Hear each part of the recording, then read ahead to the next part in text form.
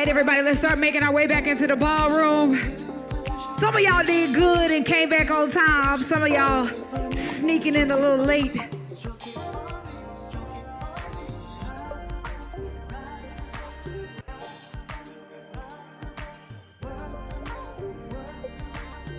Mr. Burrows, it's so good to see you. My man.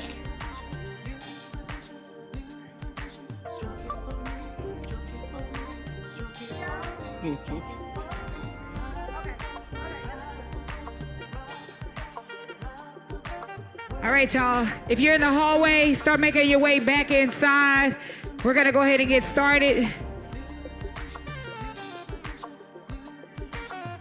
You don't want to miss these next few panels.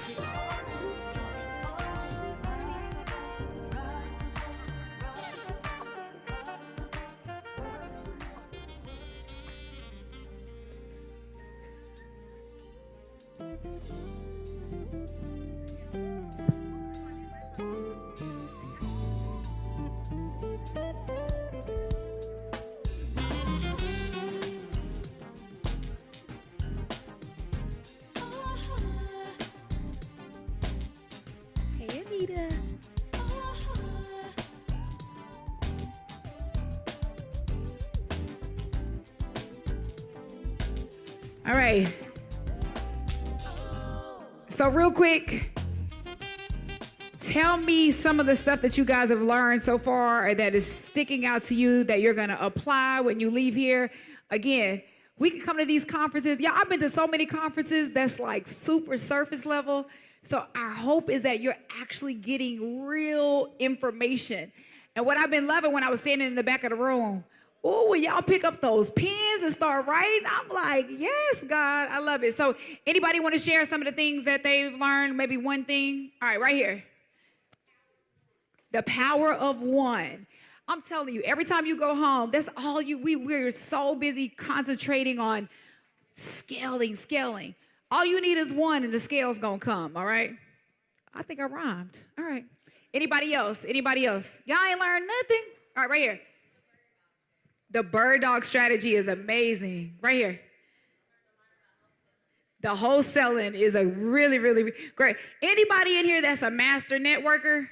You ain't got to be a master networker. Anybody in here that just knows how to talk a little bit, you can do the bird dogging, the wholesaling with no work. Okay? Anybody else want to share real quick?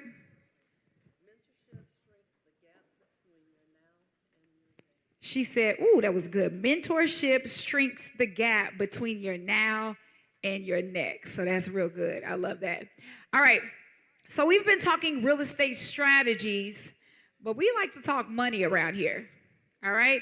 How are we going to fund these projects that we want when we do decide that we want to start flipping, when we do decide that we want to learn more about subject to or multi-family strategies, correct?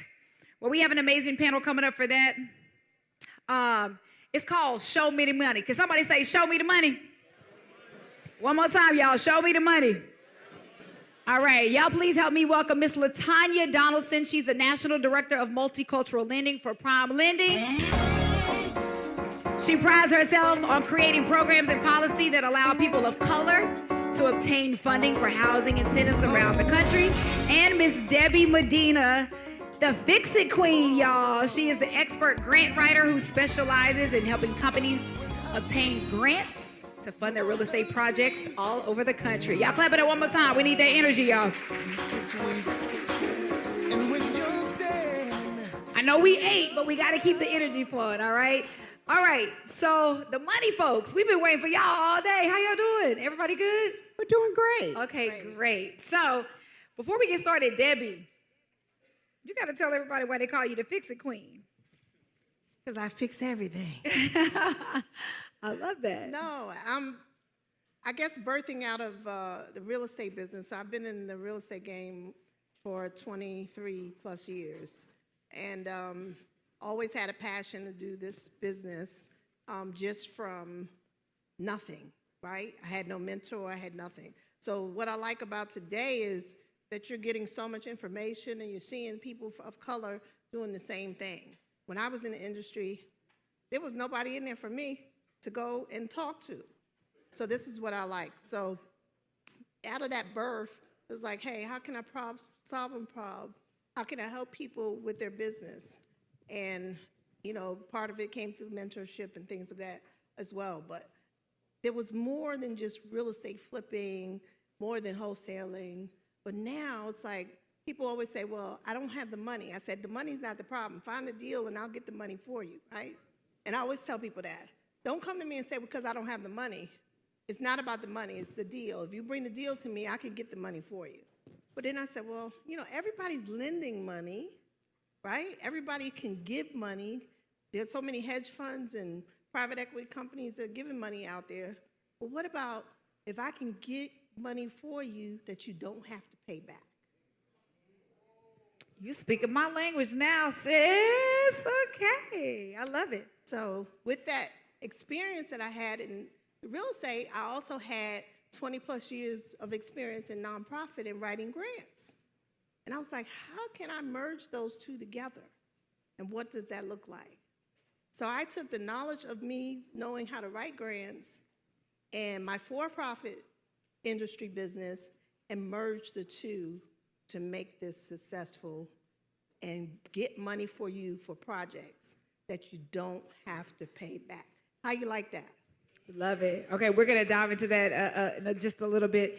Miss LaTanya, tell us a little bit about your background. You've created some really amazing programs to get minorities funding, so let's talk about that. Sure, absolutely. So first of all, let me say it's a pleasure to be here. And we're super excited to partner with Tommy and be one of the sponsors today. As you mentioned, I am Senior Vice President, Director of Multicultural Lending for Prime Lending. So I kind of come at this at a different angle. I heard people talking this morning when I got here about the why. I heard things, obviously we want to do this, right, because we want to get paid. But I think your why has to be bigger, and I heard someone mention that because I see it from a different perspective. There are the three main reasons or the three main challenges for first-time homebuyers. Can anybody guess that? With that, and I can't hear that from a realtor. Your name, low inventory comes up in the top three. Accessibility, we're talking about credit, and then affordability. So for me, that means opportunity. That gives you your why. You're pouring back into your community. I just have to tell a little quick short story of how I know Tommy. I met Tommy, 20 years ago. And at the time, I was managing a branch, and he was a loan officer. And as you can see, he has so much passion. And I saw him, all I could see is, I must hire him. He has to come and work for me. But we forged a friendship from that. And back then, he was already flipping. But what I have seen since that time and where he has evolved right now, his mindset is so completely different because he has a passion for it. Yes, the money is good, but he has a passion. He sees what we see on a day-to-day. And our people of color, we are not buying houses right now. Right now, we're sitting at a 39% home ownership rate. We're at numbers back when fair lending was instituted. That's not good. That is not good. So I would encourage everybody in this room, bring your passion, bring your heart, because it is up to us to make a difference of what's going on in our communities. And you're in the right place, and I applaud you. I'm sorry, I'm on paper now. We love it. I love that. So let's talk about the current interest rates. I think that everybody, it is what it is at this point. Is it harder to get financing now because of those interest rates? Absolutely, because you're talking about affordability. 2 years ago, I only have to go back a year and a half ago, someone throw out an interest rate. We were still doing what? Exactly. Right now, an interest rate, you're going to be closer to 7 or 8.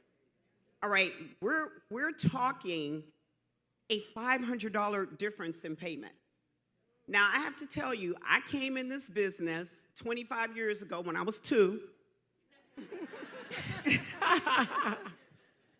And actually, interest rates were over 7%.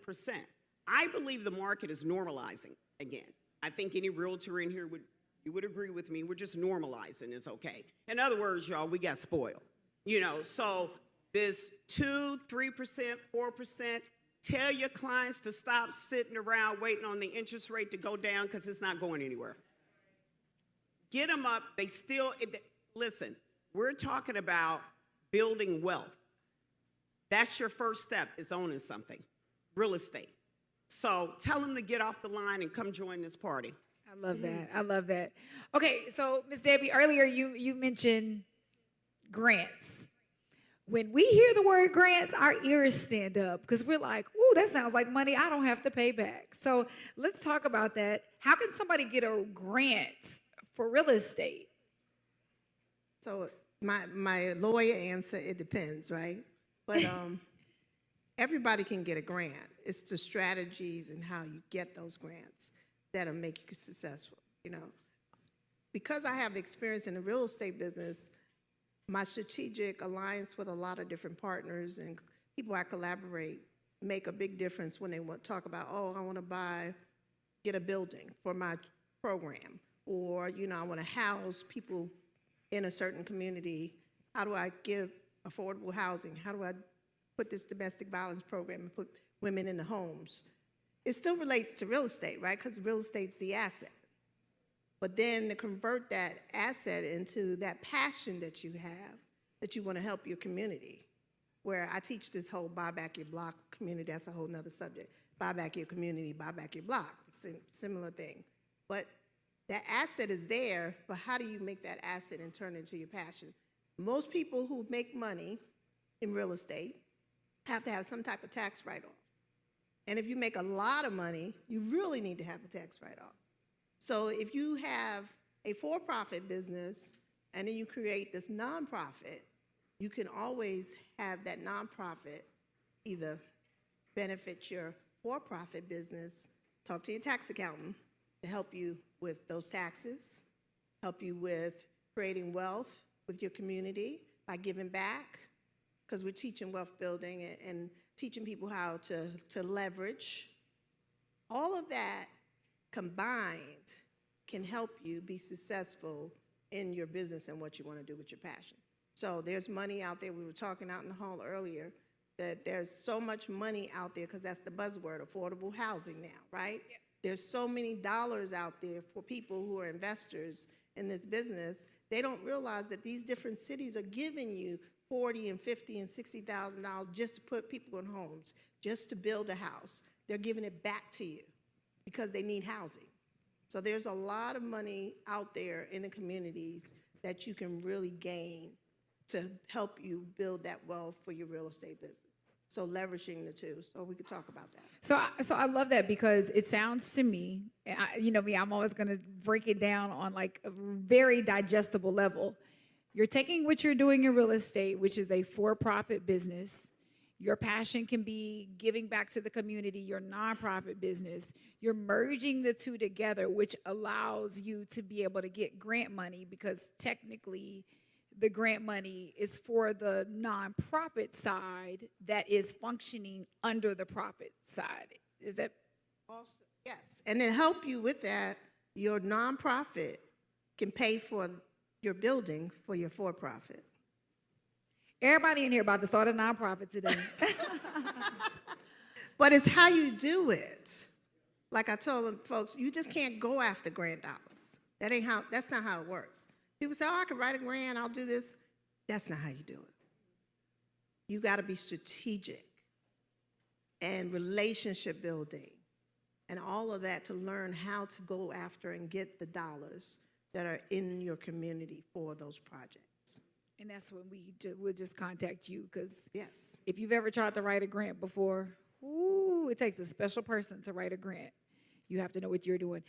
Over the span of your career writing grants, how much money do you think you've secured on total? I'll tell you, last year alone, I work with colleges, universities, and a lot of HBCUs. Last year, we probably raised about 10 to 12 million for one university alone. But in general, I mean, I've raised lots of money. I mean, the numbers are so high, but I'm more about my success rate. And I can tell you that I have a 90% success rate in getting grants. And the reason why is because it's strategic.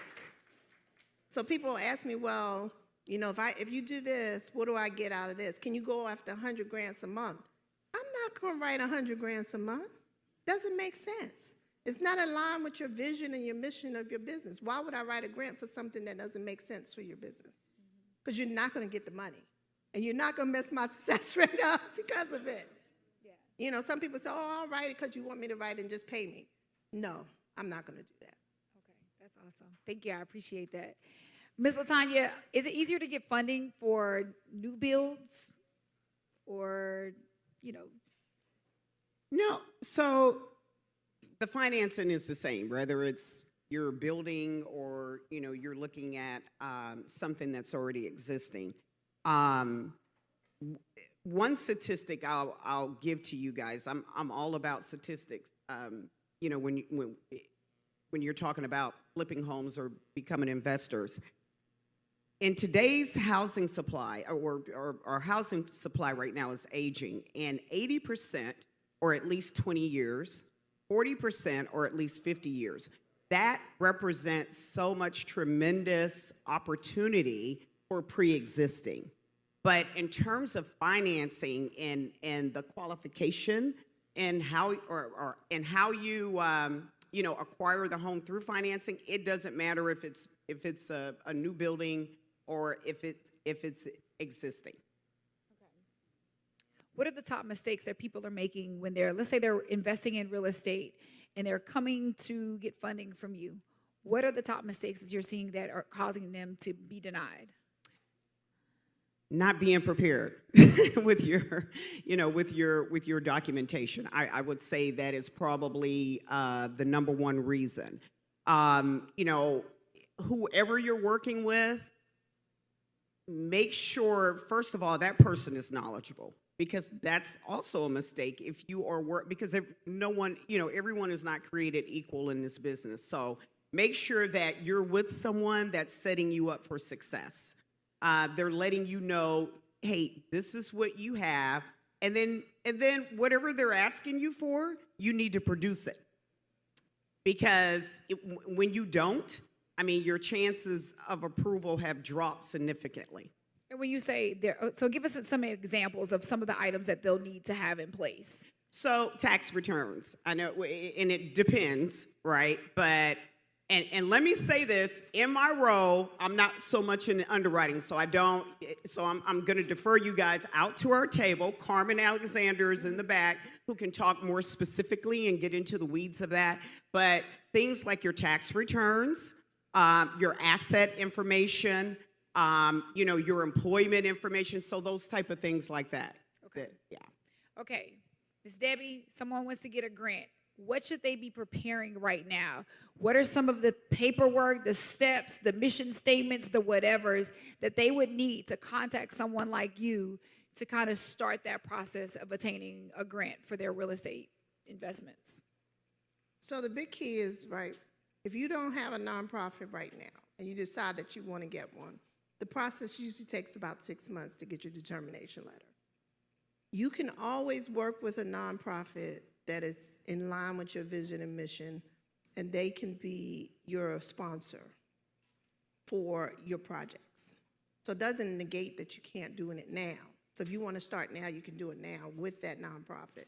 But if you don't have it and you want to wait and you're looking to open your new nonprofit, you've got to have all your ducks in a row. You can't just register with the state.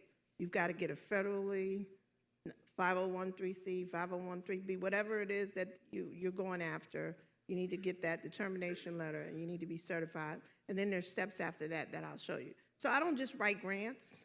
I actually show people the steps that they need to take. And then along that, I get a lot of nonprofits that come to me and say, hey, I need help. I don't know how to do this, or I don't know how to get donations, because a lot of the grants, some do require matching dollars. How do you raise funds?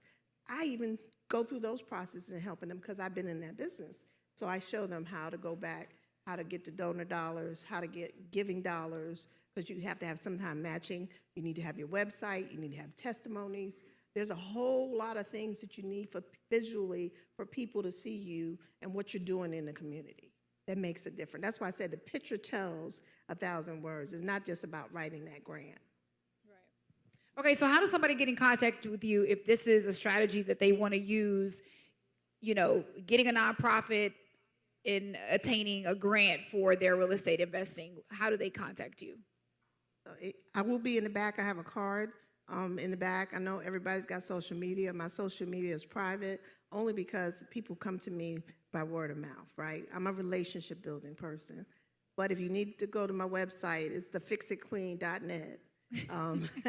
And, you know, I used to be the real estate queen back in the day and did this business, but now I'm the Fix-It Queen because people always call me, the family, friends, everybody called me, can I fix this problem? So I became the Fix-It Queen. But if you need to see me in the back, I am there. I'll be glad to talk to you and find out what you're looking for. How can I help you in this business? Like I said, I play both sides, so I understand the business and the industry. Don't be afraid. Analysis of paralysis, you'll never start. If you're sitting back, just getting information, you need to take action and move forward and get it done. Ms. Latanya?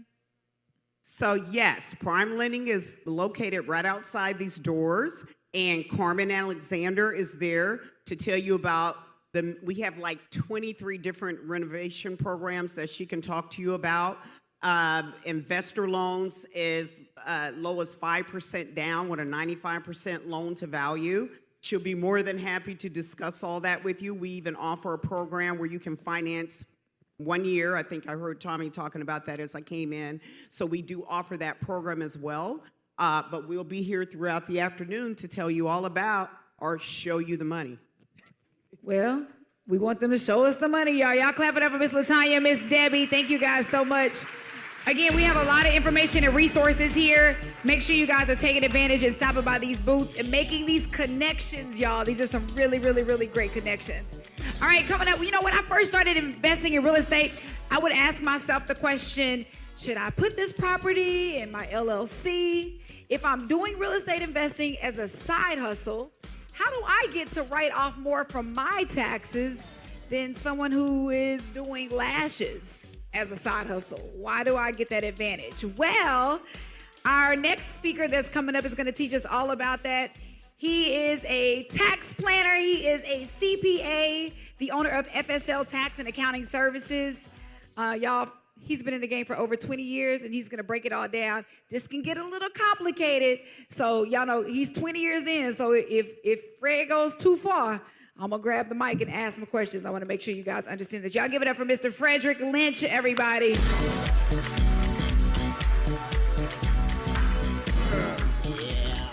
Thank you.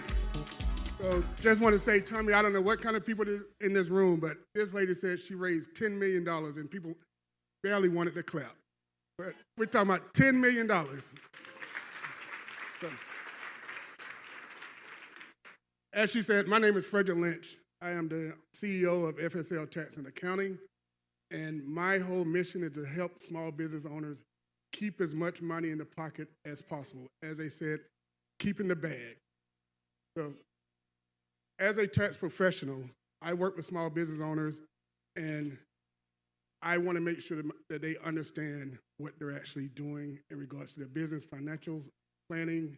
And so everyone in this room have two things in common, or two things that's promised to them. Anybody want to guess what's promised to you? Death and taxes. It's not anything anyone could do for you in regards to the death part. But in regards to taxes, that's where I come in, or any other tax professionals. We want to make sure that you lower your tax debt by implementing tax strategies to keep that money in your pocket. And so as real estate investors, we're divided into two categories. You're divided into a passive investor or active investor, which are real estate professionals. So we're going to talk about both of those, some tax classifications for those. And so taxes in regards to real estate can be complex. So you want to make sure that you have a plan in place. Reaching out to a CPA when you're first starting your business. Don't wait until the end of the year because there's nothing we could do for you then. So when you decide to set up your business, they have some business entities for you that you can select. At that point, make sure that you're choosing the right business entity, the business structure for your business, because it can drastically impact your pockets and also leave you open to lawsuits as well, as far as if your business closes, creditors can come after you. So those are the areas that you want to look at.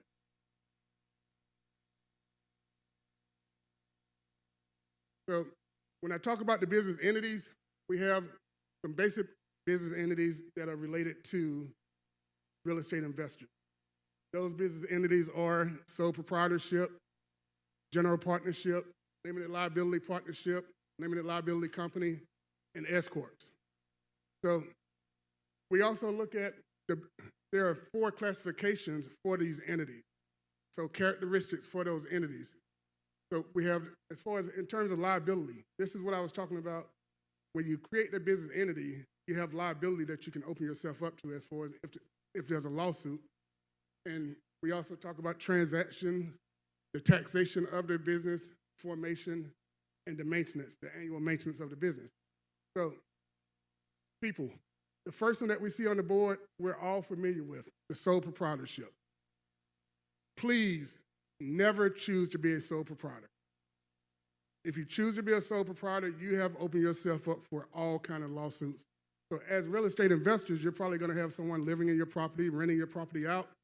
If you have a fire or something happens, somebody trips on your property and they sue you and you don't have enough insurance coverage, that person can go after your personal asset outside of whatever their insurance coverage is.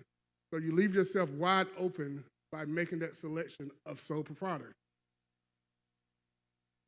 How many people in here have an LLC? Show of hands.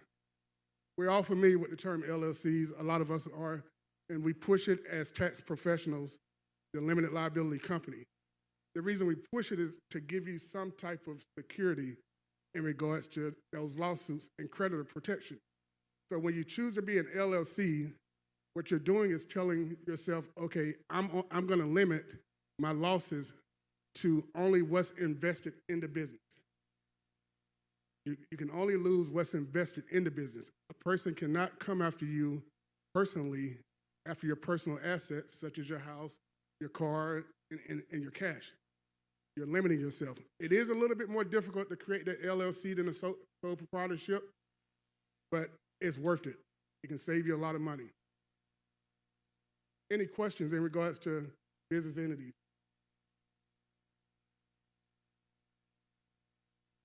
All right.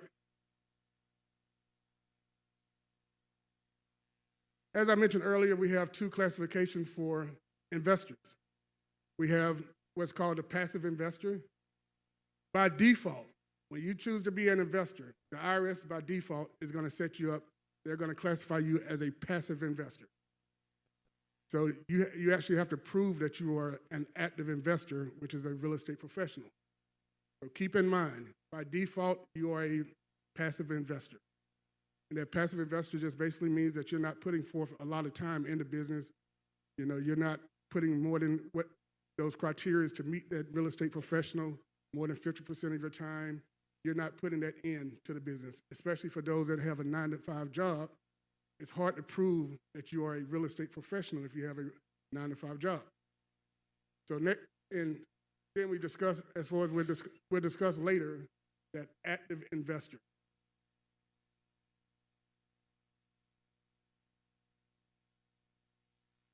So there are some benefits as far as the tax highlights from investing in real estate. I think everyone is, investing in real estate is a great thing, because investing in real estate, instead of choosing to get a lawn care business, can have some tax benefits for you and save you a lot of time. So one of the highlights for a real estate investor is that the income from rentals from real estate is excluded from self-employment tax. Self-employment tax is basically FICA. FICA is Social Security and Medicare. as a real estate investor, you can avoid paying Social Security and Medicare. So the IRS has implemented a strategy to say, okay, for our business owners, we want the business owners to still pay Social Security and Medicare. The IRS has your best interests out at heart. They're really looking out for you. If you believe that, tell me I got some property in Vegas, beachfront property, $5,000, you can get it. So, but they've allowed us as passive investors to really avoid paying the self-employment tax. So the self-employment tax is 15% total. So if you're in a business outside of real estate, when you go look at your tax return, you'll see a line item that says self-employment tax. You have paid 15% in taxes. This is outside of your regular income tax rate. You might be on a 10% income tax rate. You have paid 25% in taxes by working that regular business. So, in regards to the losses for a passive income investor, the losses that you suffer are only deductible to the extent that you have passive income. So if you have another business that you're involved in from a passive standpoint, you can only deduct those losses against other passive income. So that's one of the downsides of being a passive investor. However, those losses, they do carry forward indefinitely and to offset future income. So whenever you have some future income for that passive activity, those losses that you had $50,000 losses last year, you got $100,000 in income this year, you can offset that loss that you had in the prior year, so which helps you out as far as lowering your taxes for the current year. Also, if you can prove that you are somewhat actively involved in your business, where you're doing a little work in the business, and as far as maybe maintaining your books, but you can't prove that you're an active investor, real estate professional, you can still deduct a $25,000 loss. That's a strategy the IRS has given us to allow you to deduct $25,000 of that loss in the current year. Any questions in regards to passive activity? Yes, ma'am. How can we deduct $25,000 again? So if you had a loss, normally for passive investors, you can only deduct it against passive income. But in this case, if you're doing a little work for your business, because you have some people that, like me, if I'm going to invest, I just let Tommy make my decision. Disclosure, DJ Envy disclosure. I am not here to endorse anybody. I am just here as a CPA. But I don't really get involved in the real estate. I don't have a lot of time. So I have to have someone that actually do it, or have a property manager. So if you have a property manager, you're really considered passive. So that $25,000 you really can't deduct. But if you're a little involved in the business, you can show that, okay, I'm doing some work in the business. I'm doing some repairs around the house, so I can deduct that $25,000. Oh, no, keep going, but he had a question next. Go ahead. I can deduct that $25,000 against that ordinary income.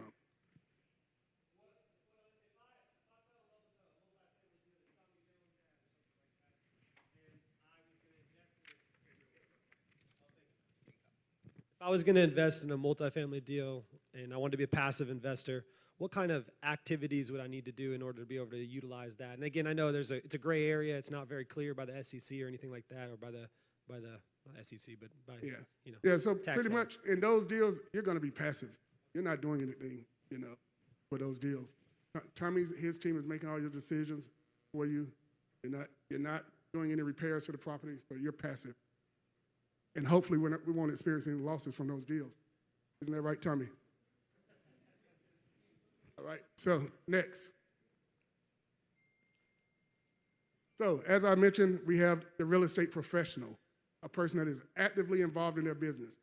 So in order to qualify for a real estate professional, you have to meet two requirements. One is that you're spending 50% of your time in that business for the year. And then the other one is that you can actually show that you have spent more than 750 hours of service towards the business. So the key here is it's very important to document your time spent in the business. Do not wait until the IRS is calling you, asking you to do it. You should do it as the year goes by, because it's very difficult to prove something looking back 2 years, 3 years later. How So do it's you a- document that? Just as far as your time log, keeping it the time log. If you know that your schedule, So, what was it again? You can use Notion, Notion, which can document your real estate hours. So when your CPA needs to see that documentation, you can export it to Excel as a software, send it out, you're done. So Notion, why? It's almost like clocking in. Essentially, you're documenting everything.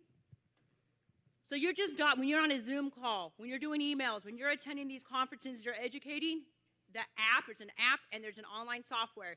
Just type it and document everything that you're doing. And then there's even some APIs and integrations that put in your calendar that will help track. Because you have to have at least 750 hours annually to be considered a real estate professional. Oof, that's good. thank you. So, and what's the name of the app is Notion, Notion. Yeah. And I know y'all, technically this is like the quote unquote boring stuff, but this is the stuff that your business is built on. And if you don't have it in place, I've had to learn this the hard way because I tried to bootstrap and do it the bootleg way that we just make it happen. You definitely want to put these things in place. So, okay, we have a couple more questions. Since she said bootleg, what should we be prepared to discuss with you on an initial consultation that would move us from the bootleg status to professional? So don't feel bad. She told me I was boring too, so we're all in this together. No, I wasn't saying it like that. Yeah, you're right. So as I said, my job, small business accounting. So I really like to focus with clients when I'm doing taxes, business taxes. I like to do their accounting as well. So I offer full blast accounting. I do more than bookkeeping because accounting involves doing more analysis, actually using generally accepted accounting principles. So when we talk, I like to talk from an accounting standpoint as well because we want to make sure your books are in order. And that's why I like to deal with my own business clients that I have the accounting relationship with as well, because I don't do shoeboxes. If no other questions, next slide, please. So, in regards to that real estate professional, as I said earlier, it is very difficult to prove that you are a real estate professional. So that's why it's important to use Notion. Thank you for pointing that out. I can definitely pass that on to my clients. And so we use Notion or any other calendar, keeping track of your calendar. So we use that because when you have a 9-to-5 job, the IRS, it is difficult to prove to the IRS that you are an active investor. And so in that time, you want to track your time. So also, qualifying 1 year doesn't automatically mean that you qualify for subsequent years. So you want to be able to prove every year that you still qualify for a real estate professional. You do have an option. If you have multiple properties, you can choose to have some properties included as a real estate professional, and you can choose to have some as passive. So, but when you're making that, you have to apply, making an election with the IRS. So when you choose to have some, whichever properties as real estate professionals, you can, once you apply, it applies for future years as well. So you only have to apply one time. So the key about the real estate professional is that you do have the ability to deduct the losses against ordinary income such as W-2. Remember, we can't deduct those losses against when you have passive income. You can't deduct passive losses against your W-2 income. But real estate professionals, you can. So that gives you an advantage. And this income is also excluded from the self-employment tax. Remember that 15% tax that we talked about. Okay. Here, hopefully you can see it. I really wanted to show everyone because I think, as Jay-Z says, numbers don't lie. And so this is kind of an overview of one of my clients. And so we pretty much, if you notice, the taxable income for the client is pretty much the same. Taxable income, the $198,000 that you have here, that 100 is pretty much the same. What we did, if you look in the 2022 column compared to the Plan 1 column, I'm looking at a person in the real estate business. Plan 1 is looking at a person that's a lawn care service, a barber, anyone that has a basic business that they're working every day. So that's service business type. So if you look, we have the $47,000 just reclassified. Same amount of income, just saying, hey, normally Tommy's person, from what he's told me, that person can make about $50,000 on a deal. And then we compare that to the same $50,000 that a lawn care person would make, which they're out there grinding every day in this heat. So you compare that income. We have the same amount of income, just different classification. You would notice that the total tax is about $7,000 less for the real estate professional. So the real estate professional that invests in that multifamily, that's sitting back making money, compared to that lawn care business, has paid $7,000 less in taxes. And it's all about that self-employment tax that I talked about earlier. All right, next. So just to go back over some key points, choosing that right business structure is very important. And it's essential to choose the right business structure in the very beginning. Everyone's needs and goals are different, so that's why you want to talk to a tax professional, such as myself. And so you also, for your business needs, the tax laws change every year. So it's important to, hopefully you have a relationship with your tax person, and you just don't have it where you're calling them in February about doing your taxes. Hopefully you can actually reach out to them throughout the year. You're getting estimated tax amounts so you can pay during the year and not getting hit with that $20,000, $30,000 tax bill at the end of the year. Like, what happened? It's too late. So, I do have a booth outside. Please sign up for, I have a 15-minute consultation, kind of like a power brew, just getting to know you. And then I'm raffling off a tax strategy analysis where I look at your full tax situation, overall tax situation. The normal price for that is $2,500. I'm raffling that off to a lucky winner today. Thank you very much. All right, love that. Hold on, don't leave yet. Hold on, we're gonna ask you some questions while they're flipping the stage. So y'all give it one more time for Mr. Fred, y'all. So again, he is raffling off a $2,500. That's worth $2,500. So make sure you guys sign up at his table. Also, the 15-minute free business consultation he's raffling off. So make sure you guys stop by there. Real quick, is there a difference between going to, Lord, I don't want to name a company and they cancel me, a regular tax company and going to a CPA? Yes. So the bad part about our profession is that you can wake up in the morning and decide, I'm going to do taxes. There's no certification required. You pay the IRS, I think it's $25 now to register as a paid tax preparer, and you don't even have to take a class. But most people at H&R Block, they at least take probably a 90-minute class, so you don't know who you're getting. There's a difference. In my profession, I have a certain amount of hours that I have to get every year in terms of continued professional education. So we know as far as CPAs, we stay on top of the tax rules and laws as well as enrolled agents. So be careful who you have doing your taxes and you're getting your advice from. I just want to put that out there because I think some of y'all plan on going to some of these folks we see commercials for on TV and getting all this. You're not going to get all this from them. So y'all clap it up one more time. Thank you so much. Again, make sure you guys visit his booth. Yeah, make sure you guys visit his booth. All right, you guys, we're going to keep this going. How many of you are actually, maybe not immediately, but could possibly later on in life be interested in investing in multifamily? Anybody? All right.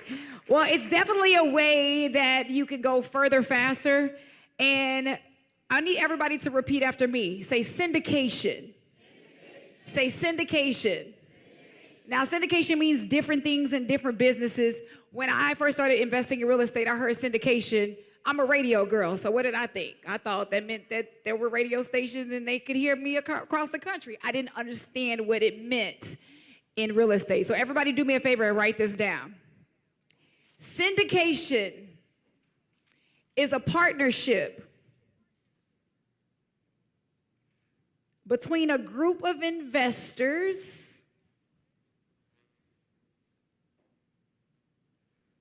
pooling, that's Pooling, in other words, putting it all together, pooling their resources into a single investment. I'm going to say it one more time. Syndication is a partnership between a group of investors pooling their resources into a single investment. The reason why that's so important, you are going to hear that term as they're talking multifamily. Again, you know, they think they're a little bit better than us. No, I'm just joking. But they do use these big terms, and terminology is very important to understand. And sometimes we don't want to raise our hand and ask, like, what are they saying? What do they mean? So I want you to understand when you hear them mentioning the word syndication on this panel, that's what they're referring to. Well, here to talk about syndication and multifamily investing, you guys, give it up for our panel. We have Gabriel, Dr. Carson, Jonathan, Sergio, and then we're going to bring Tommy Jones back up on the stage because this is his new jam, and we're going to let him moderate this one, y'all. I love the energy. I love that. I love that. Yes.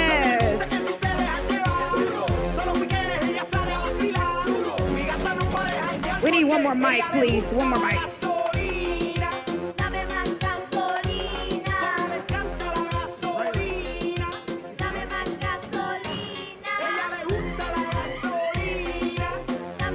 I love that energy. Yes, you better represent for your multifamily investors. All right. Let me do a panel. Listen. So, multifamily. Like I said earlier, guys, I got into the multifamily world a year ago this last month, October. And this was the first brother that I met. We call him the young Colin Powell or the Kid and Play. So I'm at this event, right? So I flew to Atlanta. I'm at this event. And so I text my business partner and I say, dude, another one of them rooms. Ain't nobody in here look like us. So I took a picture of the room. So she sent the picture back and said, yes, it is. It's one. And I was like, no, it ain't. She said, so she blew it up. She was like, yes, it is. I was like, that dude ain't black.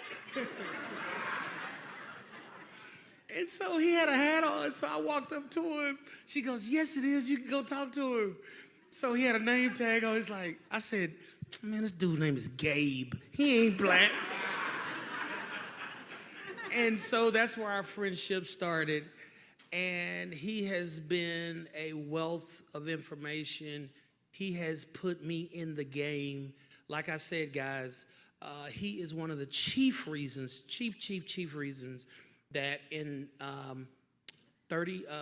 1 year, 365 days, I went from owning no apartments to owning over 1,000 units, right? Because of the game this dude put me in. Even though, like I said earlier in the panel, I wrote the $100,000 check. We had the same mentor to get in the room, but when I got in the room, he showed me the blueprint. He showed me the blueprint in a way that made sense to me.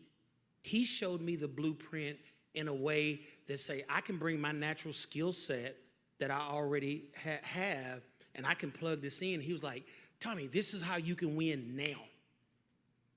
Right? So when you get into mentorship or when you get into collaborations, you want to look for things that you organically do great right now. And that's where you want to add, that's where you want to start adding value. So he was like, hey, I can teach you the underwriting stuff. He calls it nerding out. I don't want to do all that. I don't like that part. I need to be able to look at the asset, make the asset make sense, and see what the acquisition strategy is, and then let me go get the money, because that's what I do. Right? That's my skill set. The ability to influence other people, right? Show them the numbers, and then we come together and take down the asset. So the first opportunity we had to do that with was in an amazing deal over in San Antonio. It was 200 units. How much did we pay for that? 20? I know, but how much was it? $18.5 million. He showed me the asset. The asset made sense. The day he called me about it, I jumped, because time kills deal in real estate. Let me say that. So he was in Brazil. When he called me, he said, hey, there's an opportunity. And while he's telling me about it, I'm booking a flight. Oh, no, I was texting Kaylin, my assistant, say, I need a flight to San Antonio. And she was like, when? I said, today. Because he called with an amazing opportunity, $90,000 a door, which is extremely cheap for that market.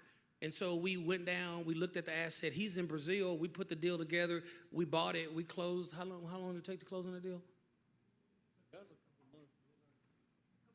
Yeah, it took about 90 days. But that's power of rooms like this. That's power of like-minded people. So when you can, in a syndication deal, what you do is you say, hey guys, we got this great deal. And for those that are taking the VIP tour tomorrow, we're going to look at some assets that this team up here has under contract, and that you're going to have the opportunity to participate in if you see what we see. For those that are taking the VIP, for those that are taking the VIP trip tomorrow, yeah, that's great. But anyway, I want to thank each and every person up here. Dr. Mildred, I met her through a mutual friend. I had one of my students who is a doctor, and she invested in our deal. She invested in our deal in San Antonio, and then she said, well, Dr. Mildred is my friend. She's in South Carolina. Can she jump on the Zoom call? Dr. Mildred jumped on the call. She has a very expansive real estate portfolio. She is a boss. We're going to talk about that later. She saw the value of what we're doing. She wrote a check, right? So we're partners on, me and her are partners on multiple deals. Well, everybody up here, I'm partners on multiple deals. I don't get to 1,000 doors without these people on this stage. I don't. That's the power of syndication. That's the power of being strategically aligned with like-minded people. That's the power of saying, this makes sense, and here is why. What I love about what we do, there is some art to it, the underwriting, but at the end of the day, 4 + 4 is 8. In California, in Boston, in New York, in Chicago. So the math doesn't lie. So as long as you can prove out the math, if you have the capacity, you should probably write the check. But I could talk all day about syndication. Gabe, why has syndication been so amazing for your business and allowed you to scale so fast and go so far, so quick? Speed. Why are you here? Everybody didn't just come here to learn a little bit or dabble, right? Everybody's here because underneath all of it, man, there's a lot of pressure out there, but there's probably some underlying why every single person's in here, and it's gonna be different for all of us. But we don't have that much time, you know? And ultimately, I started down the same path that Tommy's become a genius around, and I didn't spend 30 years trying to figure it out because I got an opportunity. The door opened up for me, and I was like, wait, am I supposed to be in this room? Like, what am I doing here, you know? Didn't have a whole lot of money, didn't have a whole lot of any of the resources, you know, there's all the reasons why we can't. But once we opened up the door, and man, that's what's cool about being up here. Like, you know, me, Jonathan Surgeon, we see each other at an island at our events. I'm like, oh, what's that? Those are my folks. Tommy Jones, when he showed up to the mastermind, he thought he was the only one feeling pressure. I was like, oh, thank goodness. The guy with the Gucci's on. I got to go hang out with this guy. But yeah, no, speed. There's an element of what BB said earlier, who's just a dynamic, wonderful driver of opportunities here in Dallas-Fort Worth area. But she said, this is not for the faint of heart.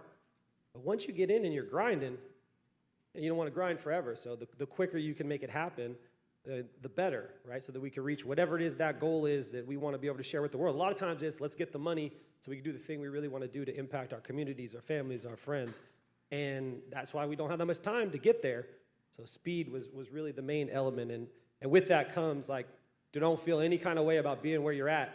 because once you start getting in and you meet the mentors and people like Tommy, you can speed your way through certain steps. What I've respected about you is you were well overqualified for single family. I thought I knew a bunch of single family. I called Tommy up, hey man, come over here, check out this flip that I got. You're gonna freak out when you see it. He gets in there, he's like, run away from this thing. Run, don't walk. I'll say, like, go the other way. And he taught me a lot about single family. And at the same time, I was like, well, Tommy, come check this other thing out. And once he saw how it all worked, he was like, all right, let's go. And so it's about speed. So thank you for that, Gabe. So Dr. Mildred, you have spent several years of your life becoming an MD.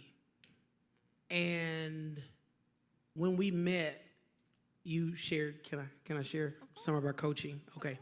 You were like, I love helping people, but I hate all the politics that are now around medicine and the things that I have to do to treat my patients and stuff. And Tommy, I'm tired. And you had already started putting together a very, very robust real estate portfolio. This lady owns homes, land, mobile homes. I mean, she got a flat going on in North Carolina. And so when we had the conversation about multifamily, what did you see that multifamily could do for you? So having experience in rentals, single family, there's a lot that goes into that, a lot of time, a lot of effort. At first, I was managing myself. So as I'm sure a lot of you know, that is difficult. So every little thing you're getting called about, that kind of thing, people break your things, they mess up your place, you have to go back and redo it, and you did such a beautiful job the first time. That was becoming frustrating. But on the other side of it, I also had renters who, a big reason why I went into it was because they weren't going to get a home otherwise. So I was able to buy a home and let them purchase that home from me. Otherwise, they wouldn't be able to get a home. So it was still a way for me to help. So with multifamily, it opens a whole new world. I can be passive this time, invest money, and money comes back without me having to put so much of my own time that I don't have a whole lot of to start with.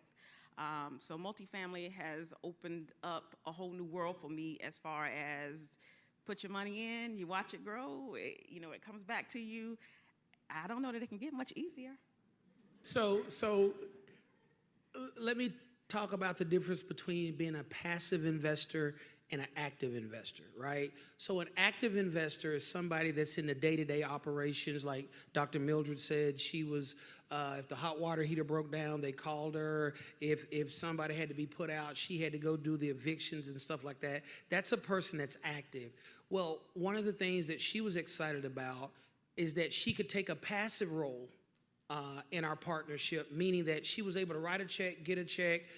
She's not on the Zoom calls when we're talking about how to increase the net operating income for the unit. She's not on the calls when we're talking about people that 20% of the tenants haven't paid, or 6 of the apartments have water leaks. She's not on any of those calls, right?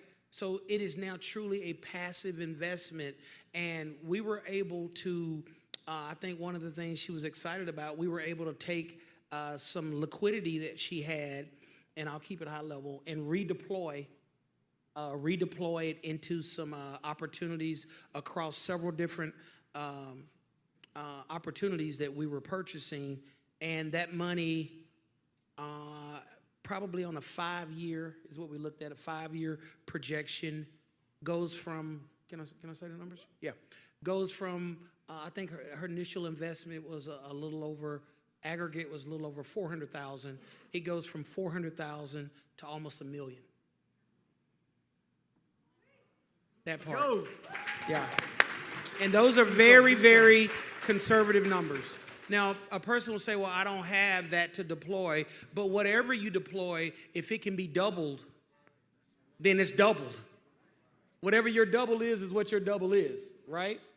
So I want to talk to Jonathan. Jonathan, I'd just love to hear Jonathan talk, and y'all are fit to see why in 2 seconds, right? So Jonathan is from Columbia. And so, Jonathan, why is multifamily so important to you? Because of 2 reasons. So one of the reasons was it helped me to fix a tax problem, right? Because how I started in this business was through doing a fix and flips. But it was a lot of money that I was paying in taxes. So I was looking for a strategy where I can start saving money, right? And multifamily is one of those strategies that helped me to deduct money from those deals that I'm making in the fix and flips, right? So that's why, well, that's one of the parts, right? And the second part is that it allows me to also impact communities, right? Because as soon as we buy an asset, we're able to improve the life of the people that live there because we fix those units, we fix the landscaping, right? And those communities, they feel grateful because, you know, we're in a business plan that they want to make sure that we increase rents too, right? But we do it through fixing those units and the landscaping and everything, right? So, and for me, coming from Colombia, right? So I was looking for a way to also impact my people around there, right? So in this case, you know, the whole interest rates and the whole finances and the whole real estate in general in Colombia is crazy, right? Probably you guys think that, you know, 6%, 7%, 8% interest rate here is crazy, but the interest rate that the people get there are around 30%. No, say that again. Yeah. No, seriously, say that again. Yeah. What is the interest rate in Colombia? Yeah, it's around 27, 30% a year if you want to get a loan at the bank. So people are looking for different strategies where to invest the money, right? And the U.S., as you know, is a really strong market, right? And me being from Colombia here, purchasing multifamily units, right? Right now we're at 1,034 units. So we're able to bring, I think right now we're at 130 investors or help families, right? That they want to invest because they have a lot of equity sitting in those houses there. They want to just looking for a different strategy to invest. And now they are able to invest here in the U.S. Through us. So we're impacting them too. Yeah. So again, yeah, thank you. So, you know, the multifamily aspect allows us to go in and immediately, like Gabe said, the apartment complex we did down in San Antonio, it allows us to make an immediate impact on 200 families by improving their quality of living, upgrading the units, giving them more of the amenities that they want, and then also, too, making the unit profitable, right? Making it profitable so we create win-win situations for everybody involved.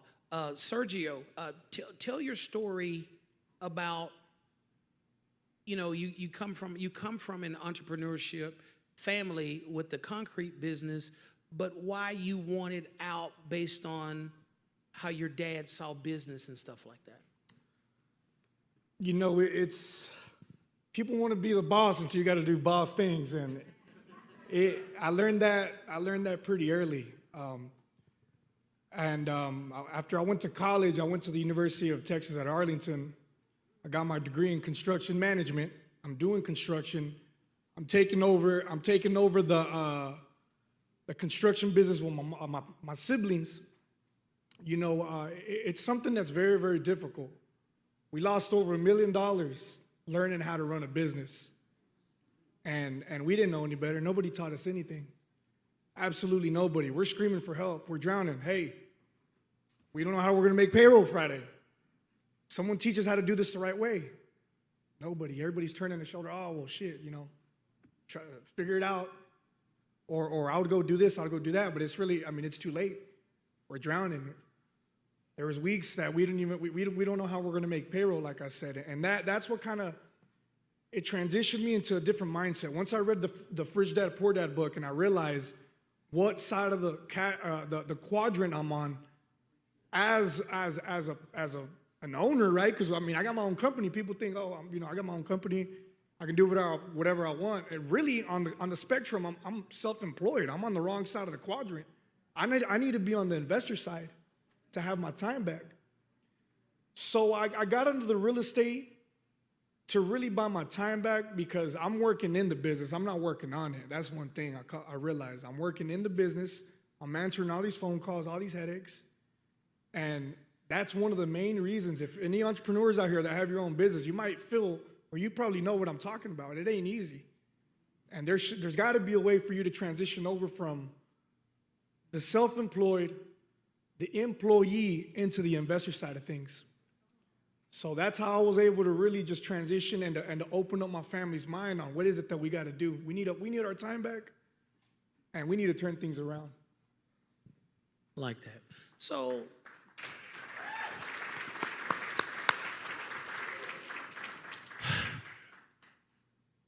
anybody on the panel, and I'll give this one to Gabe. I want Gabe to answer this one. You know, you hear all this stuff, and especially in the black and brown communities, there's always scams and people, you know, can take the money and run and all of this kind of crazy stuff. How highly regulated is our industry, and what does the SEC, which is the Securities and Exchange Commission, how big of a role do they play in what we do? Well, we can't operate a syndication without going through at least one form of safe harbor, which would mean we got to follow all the rules assigned with the SEC, and if we don't, then we will be wearing. I'm gonna play Jade right now.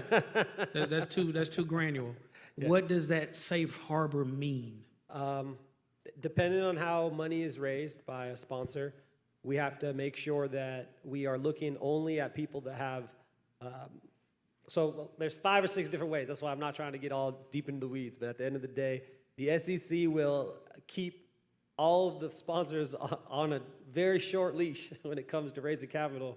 Otherwise, you will end up in orange very quickly. So there's a lot of precedence here, right? I mean, literally just today, the scammer or the Binance dude that was doing all the cryptocurrency stuff, it just got convicted, right? It's that same group that's regulating on people that are doing those kind of hustles that make sure that people that are raising capital on real estate investments of any kind, right? So it could be car washes, it could be oil and gas or whatever it is. You have to follow the rules, and not to dork out too tough on the rules. I think Dee was hollering and saying I have a meetup.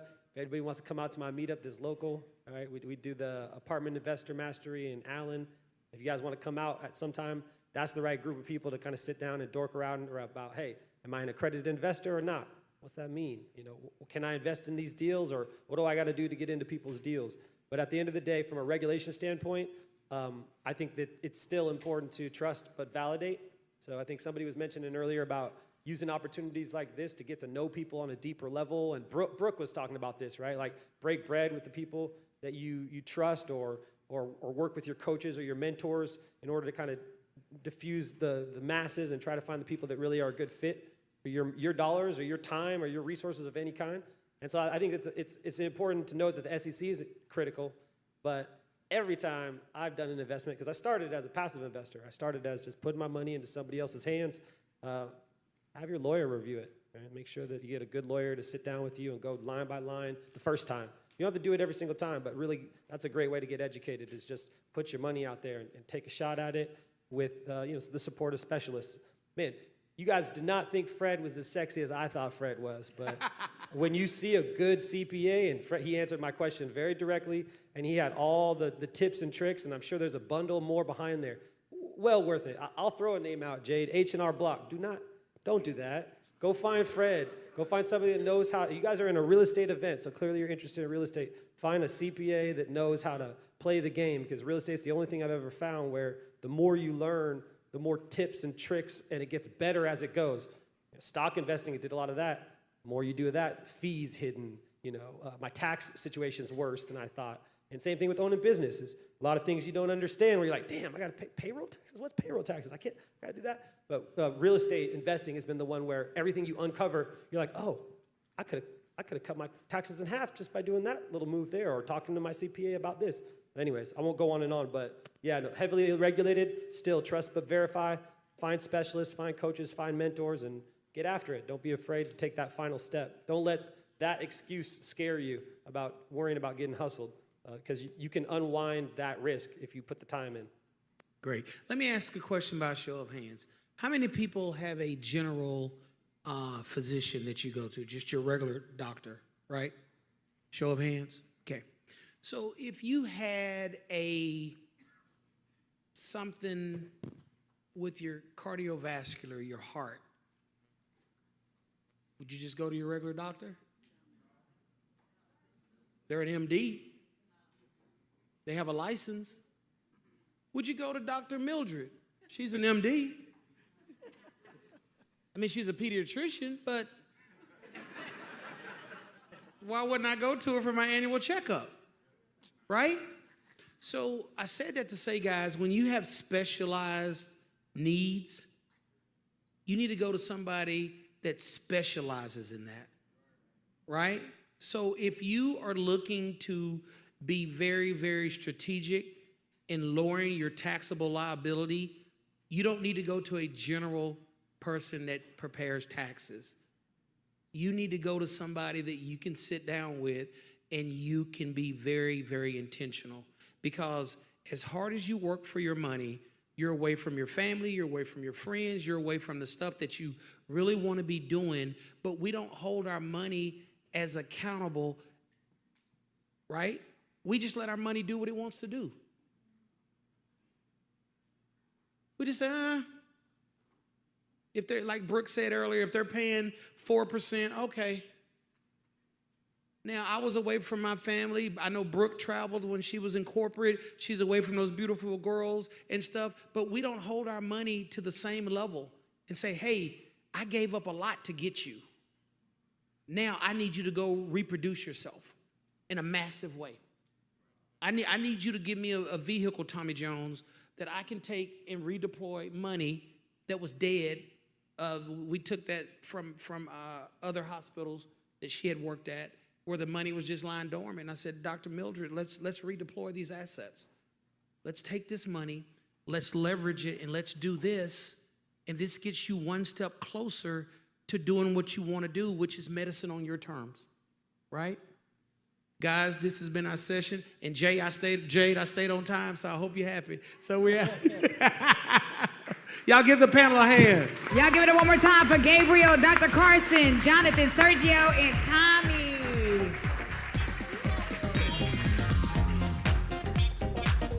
All right, hold up.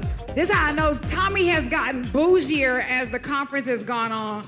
You done had his pocket square before. No. You looking real dapper. But, I know the brother that blessed you with it. Yeah, he sells. I'm actually wearing one of his fragrances right now, and you have on one. You smell good. And should, okay, no. And you got the pocket square from him, so stand up and wave, please. Y'all go see him at the end of the day. And ladies, I have a couple of his pocket squares too. I wrap them around my, like my purse handles and stuff like that. It's so cute, okay. He didn't pay for that. That was a shameless plug, but we gotta support our Black-owned businesses, all right? Okay, DJ, you can go ahead and play a little music while I do the next intro. All right, how many of you guys actually have social media? Social media. How many of y'all have social media, y'all? Okay, there we go. We're still awake.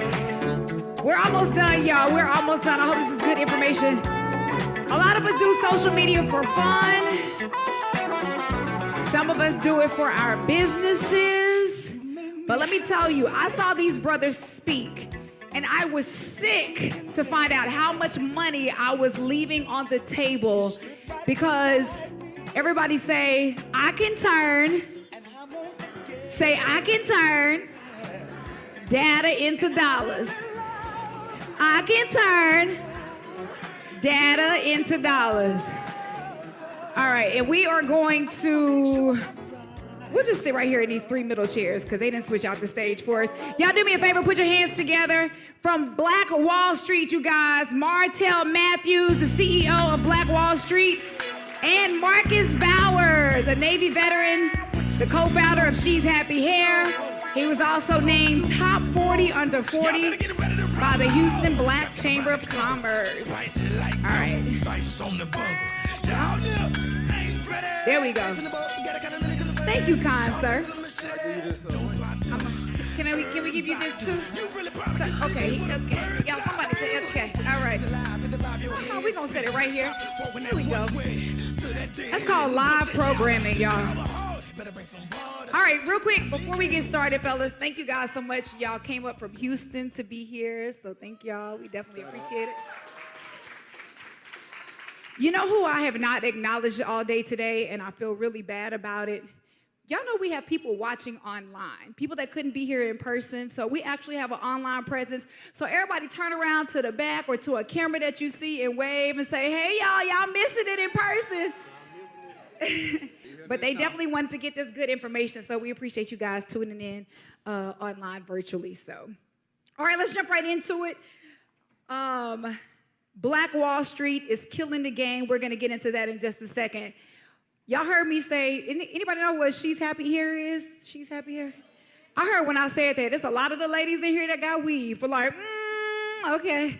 Well, Marcus, you actually turned $800 into over $100 million with She's Happy Hair. Did you do that through data? Yeah, clap it up, clap it up. I always tell people this, you know, anytime they introduce She's Happy in the brand, first off, shout out to the team. You know, you want to do something good, do it by yourself. You want to do something great, do it with a team. So shout out to Team She's Happy Hair. Yes. Most people that start businesses, they do it for the money. And so when you do things for the money, that's all you get is the money one time. The customer will transact with you one time. And so when we started She's Happy Hair, we made sure that we did it for the money and also for the data.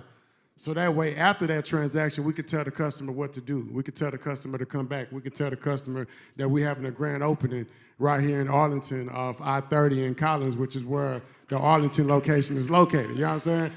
I'm excited because I can actually see AT&T Stadium from my store location right here in Arlington. So shout out to the team again. But it's all about the data. If you don't have the data, you can't tell people what to do. We live in a digital space right now where you want to be the Jeff Bezos of whatever industry you in. And the reason why we know him by first name and last name is because he got all the data. He has everything you need to let you know about Amazon Prime deals and specials, and to let you know that Black Friday, Cyber Monday is just 21 days away.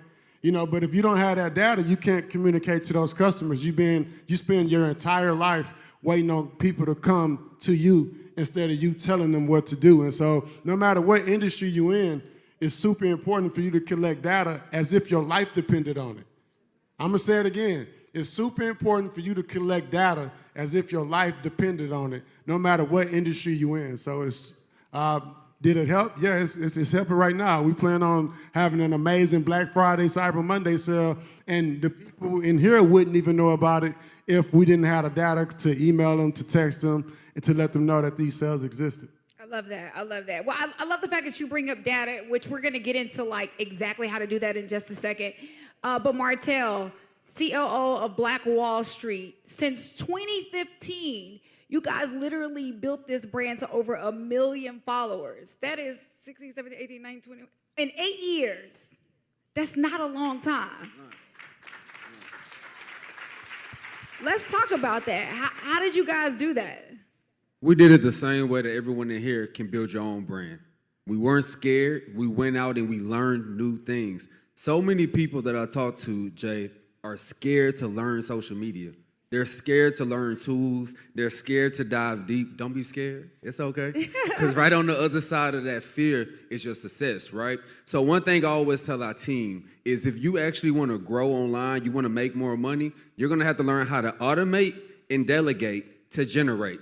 I'm going to say it again. You're going to have to learn how to automate and delegate to generate. You can generate money, you can generate followers, you can generate interest, you can generate influence, but you have to automate and you have to delegate. You're not going to be able to do it all on your own, so you're going to have to delegate as you grow. You know, I'm going to tell you, that seems so simple, but it's so difficult. And the reason why I say that is because, first of all, automation means you have to take the time to implement systems, right? And that is kind of like when the tax professional came up here, right?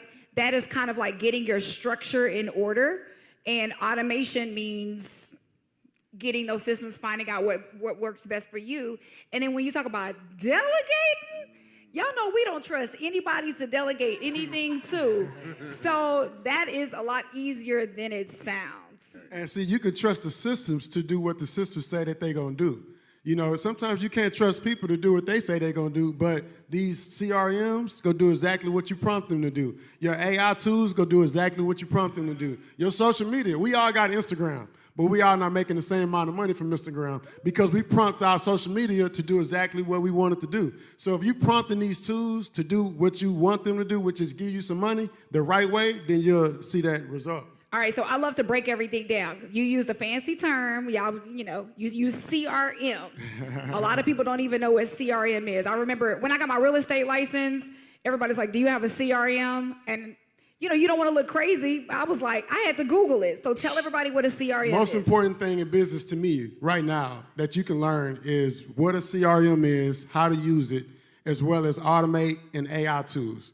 That's all I'll speak about. CRMs, AI tools, and automation. If you can figure those three things out, your life would be great. Customer Relationship Management Tool is what CRM stands for. Customer Relationship Management Tool. You want to be able to talk to people when they're not in front of you. You can't nurture relationships and get people to do what you need them to do if you got to drive down the street, put some clothes on, brush your teeth, put your seatbelt on, and then go tell somebody what to do one-on-one. You want to be able to talk to one-to-many, not one-on-one. Jeff Bezos didn't become a billionaire by talking to 1 billion people every day in person. He became a billionaire by using CRMs to talk to 1 billion people every day online. So that's what you want to do. No matter what industry you're in, you need to be able to communicate to people that's not in front of you because the goal is to do whatever you're doing online too. So if you're having a conversation with somebody and you get them to give you some money in person, you want to multiply that conversation to a one-to-many instead of one-on-one because you want to go get those one-on-one results. I don't like one-on-one results. No, for real. That's good. So when we talk about automating systems, you brought up AI, which scares a lot of people. My good friend Billy that's in the room, he's the one that taught me this. Hey, Billy. He's like a digital guru, but... Shout out to Billy. Okay, see, that's why I didn't want to shout you out. I knew you was going to do too much. Lord have mercy. Okay, so... AI, how many people in here, when you hear the word AI, it makes you nervous? It makes you a little scared. It makes you feel, because a lot of people think that AI is going to take our opportunities and our jobs. But the reason why we bring in digital experts like Black Wall Street is because we're the ones that are left out of the conversation. If we can learn these automation tools, if we can learn how to prompt AI to work for us, then we can stay not up with the game, but we can stay ahead of the game. But when it comes to digital, a lot of times we veer away, especially in no offense, but in a certain age range, right? Like some of your children, this is all they know, so it doesn't seem foreign to them. But to, millennials and probably older, it's a little intimidating. So let's talk about the data. Martellus, what information should we be collecting? Like exactly. All right, that's a great question. But before I get there, let me figure out who's in the room. So raise your hand right now if you're emailing your customers. Okay. It's about 40% of the room. So 60% of y'all aren't talking to them. Raise your hand if you're texting your customers. Okay, that's a lot more in the room, right? All right, so CRM, when we talk about AIs, customer relationship management. I love the word in the middle, relationship, right? Everything when it comes to your business is about relationships. Everyone in this room, you're networking to build relationships. Well, what you have to learn how to do with AI is just leverage AI to build relationships with your current customers and with customers who you don't know. Because most of your customers you do not know. They're not your friends. They're not your family. I know a lot of y'all in real estate, right? And you're always talking to your network. But your new customers, your new multimillionaire investor who's going to come give you that capital, you don't know them right now.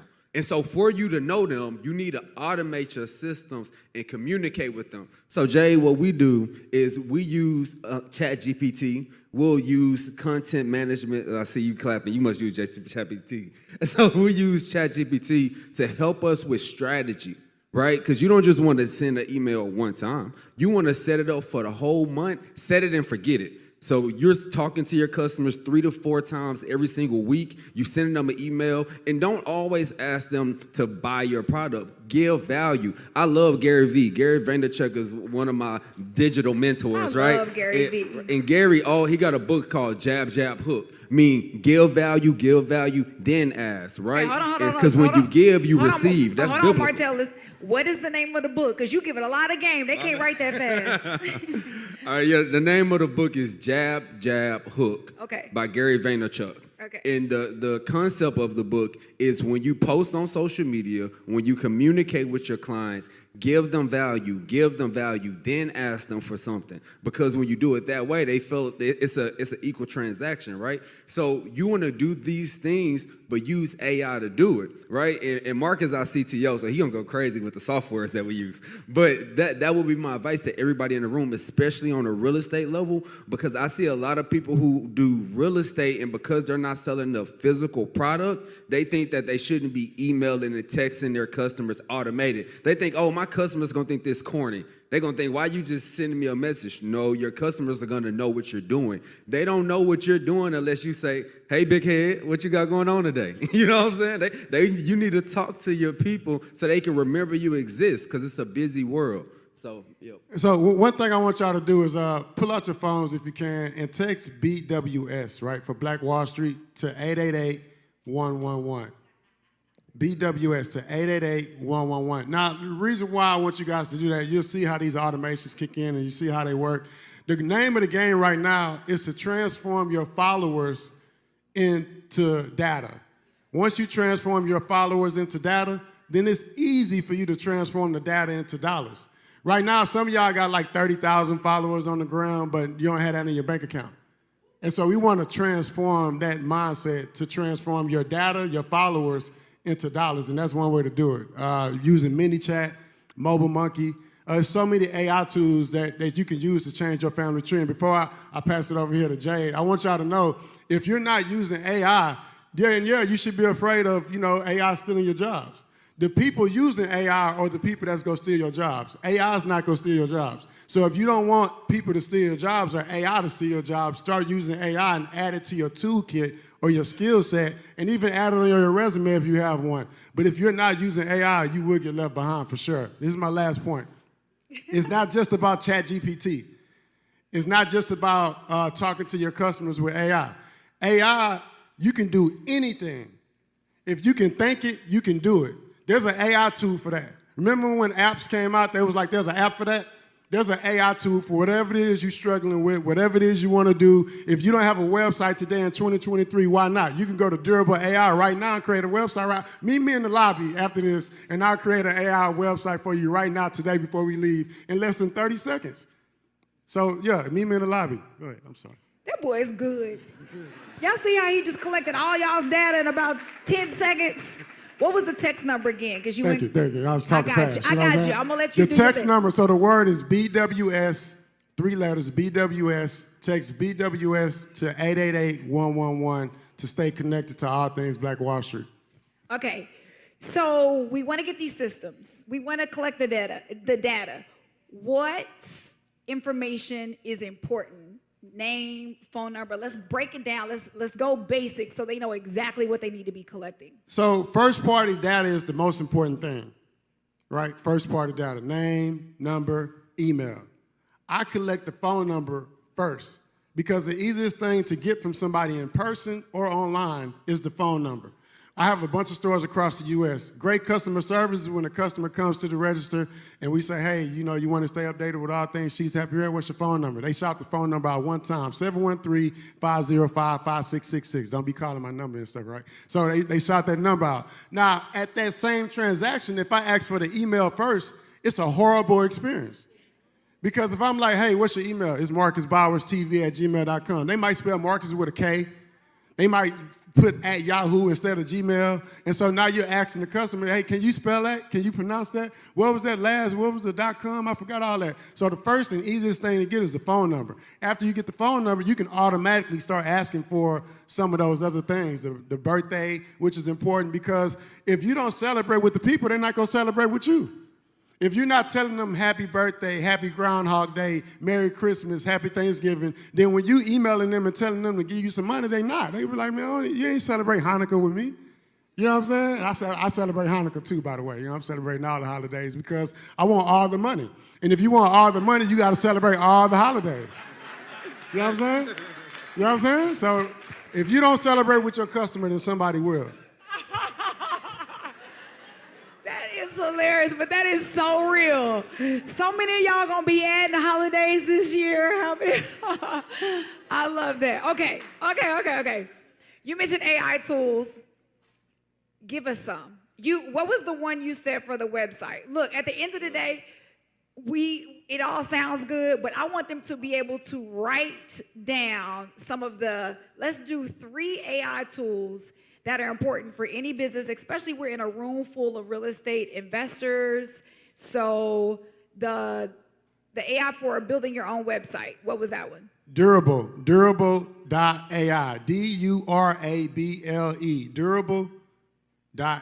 So you go to Durable, you put in a business name, you tell it what type of company you want, you choose some colors or something, you press enter, and then voila, watch the magic happen.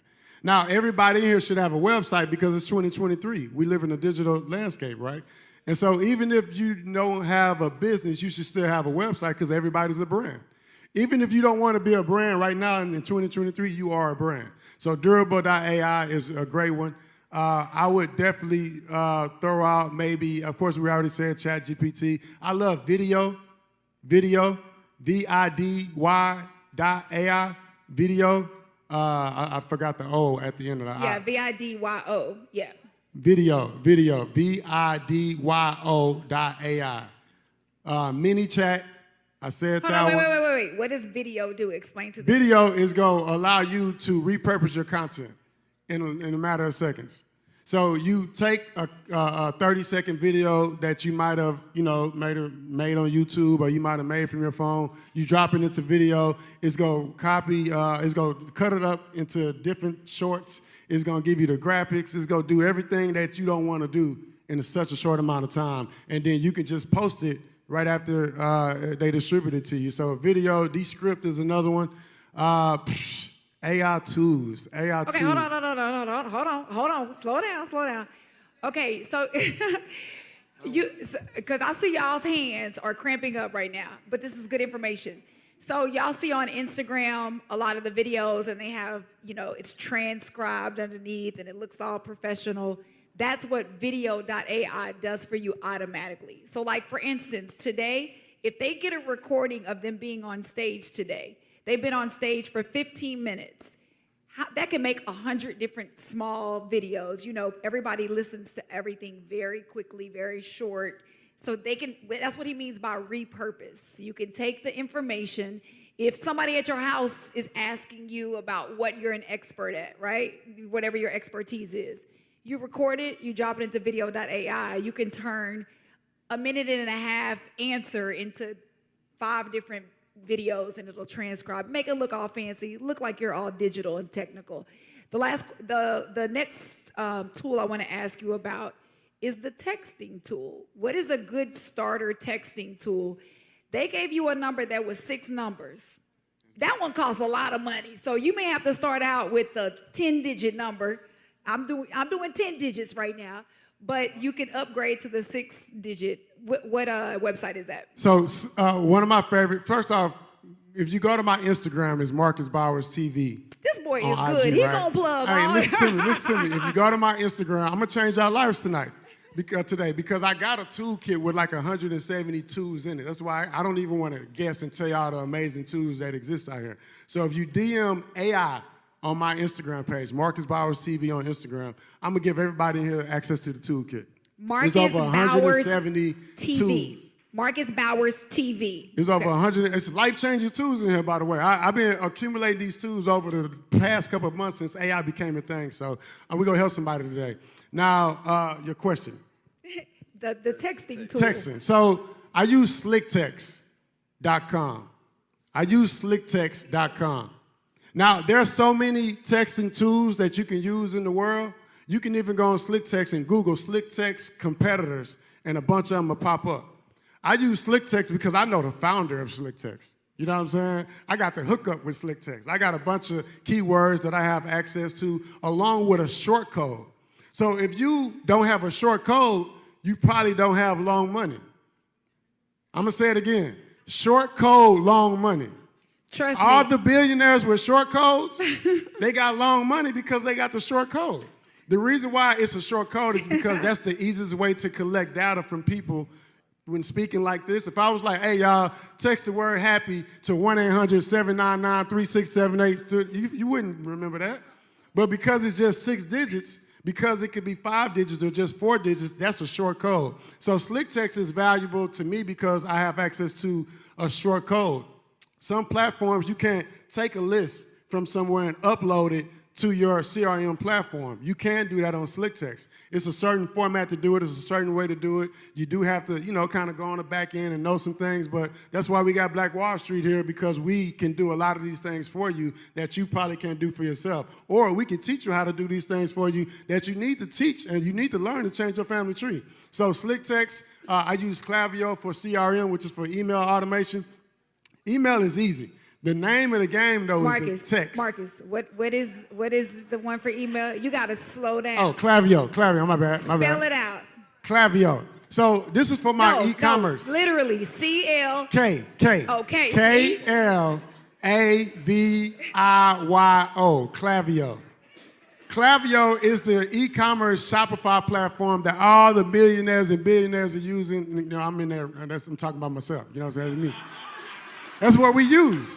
That's what we use it. Now, you can go to Shopify and use all them other CRMs, you know what I'm saying? Or you can go to Shopify and use the Shopify platform to talk to your customers, but you're not going to get the results that we're getting using Klaviyo or that we're using using SlickText. Now, here's my last point with SlickText, right, as a CRM. All of these text CRMs don't allow you to collect data, store the data, and talk to the customer from there. Some CRMs just allow you to talk to the customers. Some CRMs don't allow you to build your list. You want a CRM that's going to allow you to build your list. Build your list. You can build a list, borrow a list, or buy a list, but you better be talking to somebody. Okay, that's good. All right, that's thank you. good. All right. Okay, I know that was a lot of information. And even if you can't get the short code right now, start off with at least something. Again, I got the long code because my money ain't as long as Marcus's, but start somewhere, all right? That's the point of today, is the reason why you're writing all of this down is because these are the systems that will automate your life, that will simplify your life, and allow you, like he said, we can't go one-on-one and talk to everybody. I know we would love to, and we think, like, if I just get in front of them. Let me pick your brain. Yeah, we don't have time for all of that. So you want to make sure that you're implementing these tools to simplify, really so you can sleep at night. Yeah, we're already tired, and then we're taking on, the reason why you're here today is because you either want to further your game in real estate investing or because you want to get into real estate investing. But the thing is, you already have another career. So it's like, how can I manage all this? Automation is the name of the game. So Martellus, let me ask you this real fast. What advice would you give to people that are here today that are saying, but I don't have that many followers. I have 200 followers on Instagram. I have 50 followers on Instagram. I have, I don't barely know. I'm introverted. I don't really like to talk to people. What would you tell them? I would tell you to learn how to become a digital entrepreneur. You as a brand are a digital entrepreneur. You're not just a person posting no more. You're not in school just posting, having fun. You are a business owner. So when you're a business owner and you think about yourself as a digital entrepreneur, you do digital entrepreneur things, right? Versus just posting your friends and your family posts and your dog. I love your dog, cute dog. But that doesn't tell me anything about you and your business, right? So for us, we started the BIP, Business Empower Mastermind community. And we started a community to help digital business owners at Black Wall Street. See, Jade, in 2015, when we started Black Wall Street, online, there was no content of Black people talking about consciousness, business strategies to actually grow a brand. Most of the content was all hot topics, music, movies, hip hop, which is all cool, right? But what about getting into money? What about wealth? Because you look at the wealth in America from the 60s all the way to 2023, we are still at the same rate. That's ridiculous. And the only way that we can actually make a difference is to be the change. So for everybody that's here, learn how to become a digital entrepreneur comes with delegating your resources. You're not going to be able to do it all yourself. I want to give y'all 3 softwares that you can use that can help you delegate your resources, right? So in 2021, one of the first places I hired my virtual assistants from was a company called online.ph. Online.ph. It's a website for specifically Filipino workers, right? And the reason why they're specifically there, online.ph already trains them and makes sure that they meet a certain requirement for you. And then when you get them to delegate and do your work, our dollar is tremendously goes tremendous miles compared to the Filipino dollar, right? So that's one place you can go. Second place you can go is a company called Fiverr. Fiverr, Fiverr. A lot of y'all probably know about Fiverr. Y'all I been working with just Fiverr. got finished working on a project literally this morning on Fiverr. On Fiverr Fiverr. is so helpful. Yes. Fiverr is fire. You know what I'm saying? Yes, it It's on point, especially when you're just learning what you're doing. And the third one is called Upwork. Tell them what Fiverr does though. Like literally, it's a one-stop shop for everything. Yeah, it's like it's almost like Google for any type of job position you want. So if you need somebody to animate a video, you need somebody to write email content, you need somebody to make your website, you need a graphic designer, you can go on Fiverr, look at the categories, type in what you're looking for, and look through the different profiles to look at their work and see if there's somebody that resonates with you and your energy and your brand. Remember though, when you go hire these people, you have to delegate and teach them who you are and what your brand is. You can't just say, do this for me, and they give it back, and you're like, yo, this not even my target market. This not even who. You have to teach them how you want your work to be done. But that's what Fiverr does. Similar to my last one, which is Upwork. Upwork, Upwork.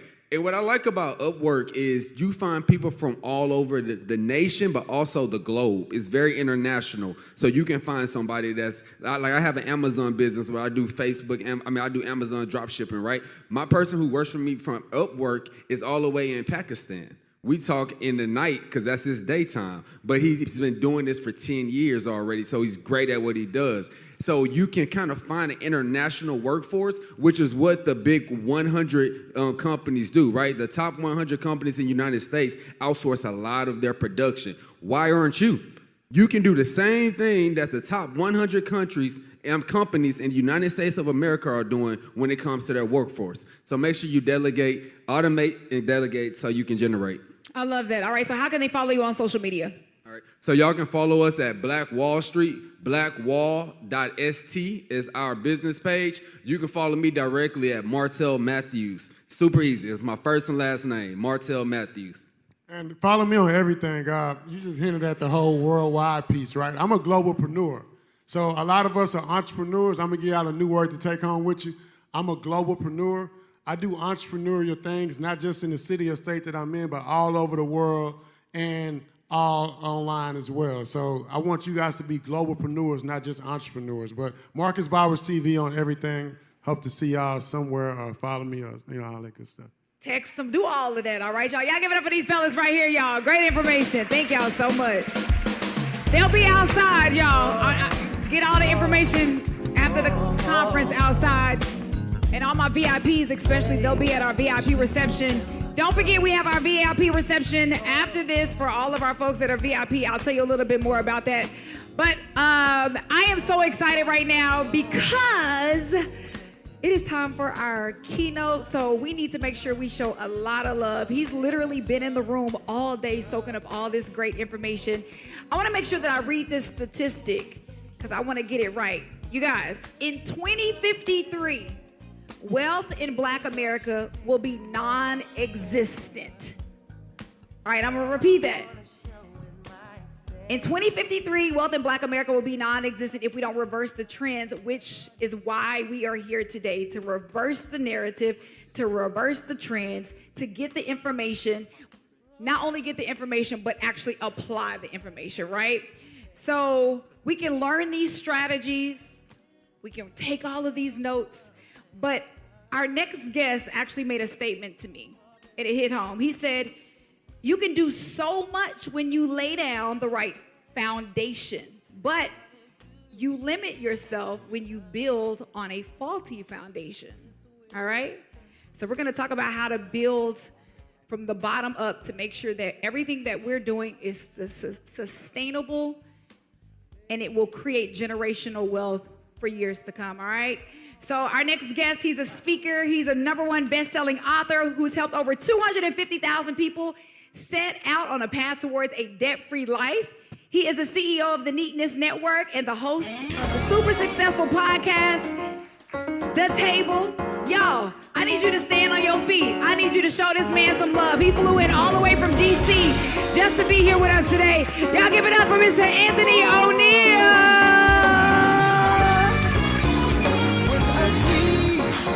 You on the street, my whole body gets weak. Okay, he gave you some old school music. I mean, I'm not that old, DJ. Don't. Anthony, thank you so much for being here with us today. You're welcome. I'm glad you changed your shoes with me. Yeah. Anthony saw me in the okay, first of all, for y'all that do know me, y'all know I'm a sneakerhead. Like, the heels are limited for me. And he was like, yeah, sis, you got a little wobbly at the end. I was like, yeah. I was like, yo, that's the Jade I know. Okay, so Anthony, let's jump right into it. Yeah.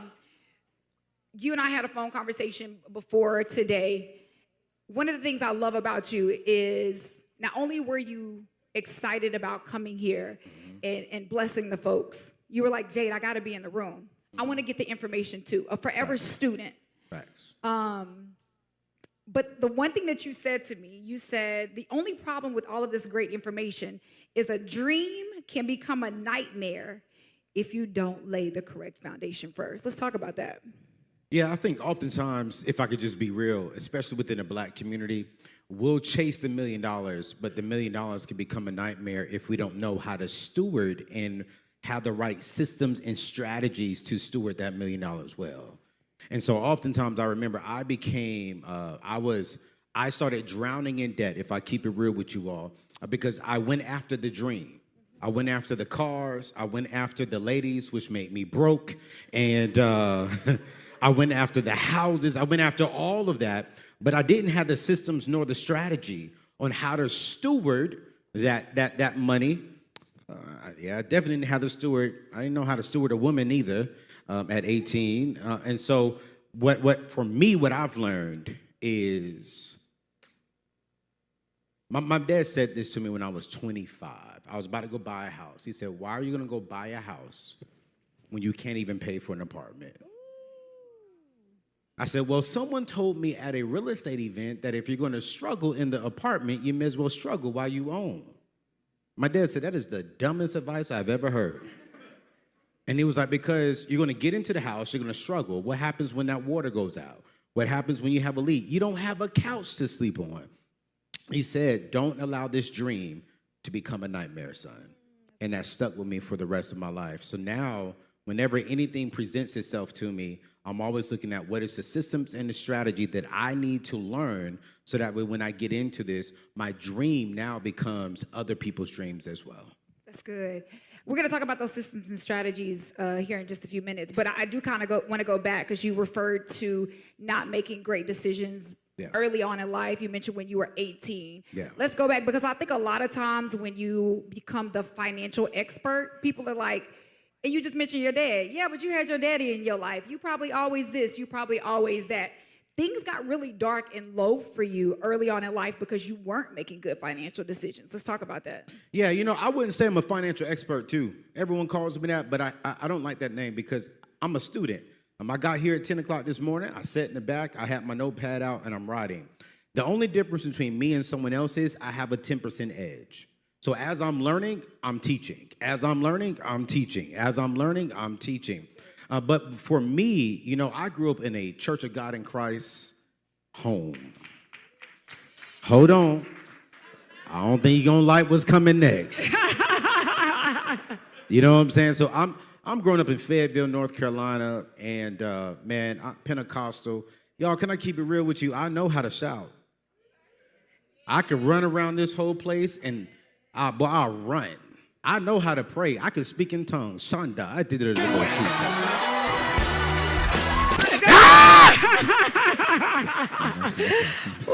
You see, when you hear that music, you know to stop. You know to get that little dip in. But here's the thing, though. So I knew everything about the church. I know the Bible like the back of my hands. You know, when I went to school, I couldn't go to Fayetteville, North Carolina. I couldn't go to football games, basketball games. Couldn't even go out on a date. And when I graduated high school, the thing that bothered me the most when I got older and mature was my parents taught me everything about God, but nothing about life. Ooh, now that is a Nothing. word. So when I went off to college, everything that was in the Bible, no one taught me how to apply the Bible in real life situations. No one taught me how to take the Bible and apply it into how do you build wealth? How do you start a business? The only thing I knew about money was if you get $100, you give 10 to the Lord. Period. And don't play with that 10. We had allowance growing up. Daddy gave me 100, he'll be looking at me. You just gave it to me. Give it back. And I still think to this day, my daddy didn't tithe that $10 that I gave back to him. I got to holler at him about that. Because I ain't see him go in his pocket when it was offering time. But anyways, they never taught me what to do with the other 90. And so when I graduated college, if I just keep it real with you all, man, I went out there, I pursued the young ladies. I was going to pledge a particular fraternity. I won't say the name of it because all the other ones suck, and the Kappa Alpha Psi's are amazing. And so as I'm trying to pursue this fraternity, as I'm trying to impress all the young ladies, I'm learning from the world on how to build wealth. And they taught you back in the days on MTV Cribs, BET 106 in Park, if you're going to be rich, you got to have the nice cars with the 22s on there with the rims that keep rolling when you stop. Not the spinners. The spinners. Okay. You got to have the young lady, no disrespect, I'll say it this way, with the Coke bottle shape. Y'all read in between the lines. You got to have the apartment with the leather furniture, not the cloth furniture. I did all of this to only have to unfortunately drop out of school. Didn't cross. I disappointed my family in making a bad decision that cost me my college experience. My father says, since you think you're all that in a bag of chips, since you think you're a grown man doesn't come home when he has to live with life. So at 19, I'm homeless, sleeping in the back of my car because my father said, get out. All the young ladies that I spent all this money on, nowhere to be found. All of my brothers who I tried to impress, they living with their mama and girlfriends and grandmama, so I can't come over there. So I'm homeless in California, sleeping in the back of my car, washing myself at the Boys and Girls Club in the YMCA, about $50,000 in debt, and I have nowhere to go. I'm questioning God. I'm contemplating suicide. I'm depressed. I'm all of that. And to make a long story short, so I want to make sure that we get to the systems and strategies and answer any questions. You know, I was $50,000 in debt, not because of everyone else, but because of the poor decisions that I made. And I told myself that if I get out of this back seat, God, I know I'm not going to be perfect, but you daggone believe I'm going to never be this broke again in my life. And I went back home and I told my dad, I said, hey, I'm not a grown man. I'm a young man who's ready to learn how to become a grown man.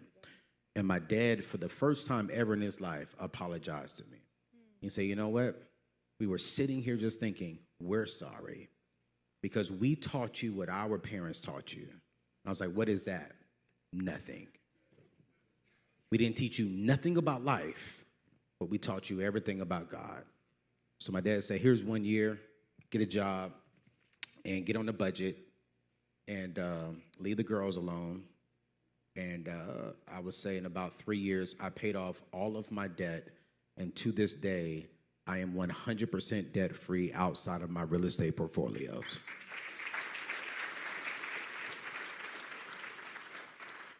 All right, so let's talk about those systems and strategies. I want to read this really fast. 60% of Americans are living paycheck to paycheck. 40% of those living paycheck to paycheck are earning more than $100,000 a year. Yes. That is insane. Yes. Ashley, is that a recent study? I'm not sure. It's not. Okay. So it's 68% of living paycheck to paycheck. 51% of individuals who make over six figures are also living paycheck So to that number is paycheck. continuing to increase as time goes on. Right. Let's reverse it. That's what we're here to do today. Again, as I mentioned before during his intro, y'all, we could get all this information. We could get excited about jumping into real estate, but we taught you all day how to get the bag.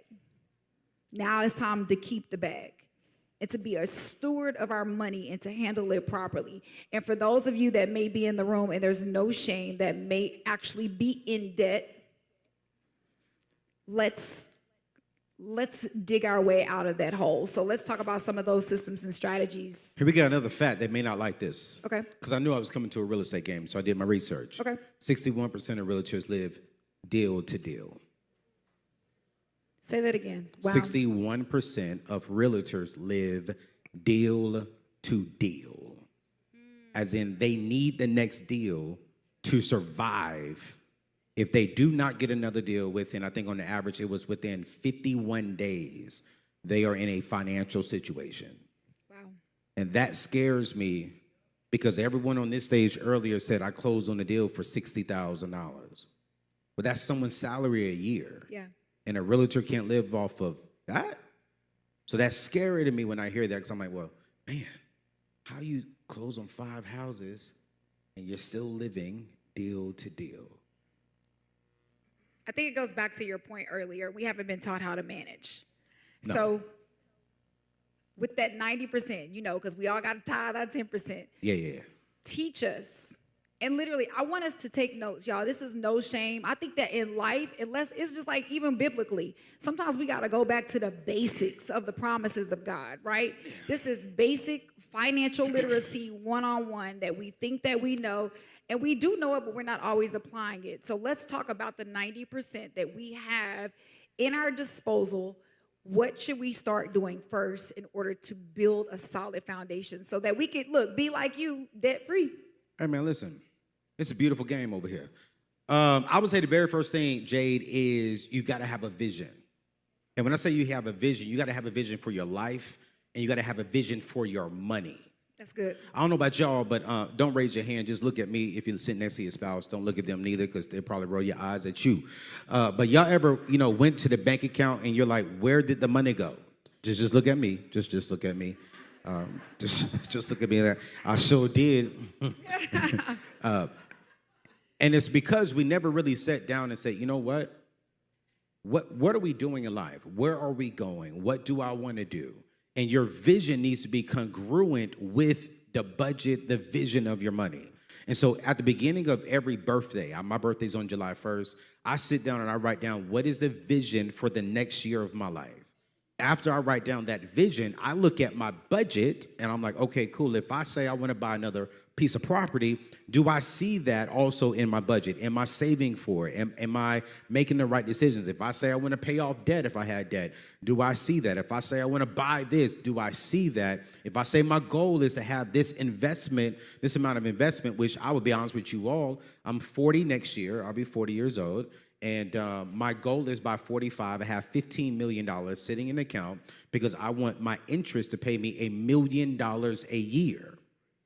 And so right now, when I started this process 6 years ago, every year I look at the vision for my life and I look at the budget and I'm seeing, okay, am I aligned? The reason why I think a lot of us have a problem with the money is because we never really sat down and said, what is the vision? How many pieces of properties do I want to have? What is the vision for my family? Do I want to send my kids to school debt-free? What is the vision? But what we'll do is, watch this, we'll go chase the properties. We'll go chase the real estate with no vision. Where there is no vision, that's where people perish. And where there is no vision for your money, that's why you got holes in your situation. And we can't keep the bag.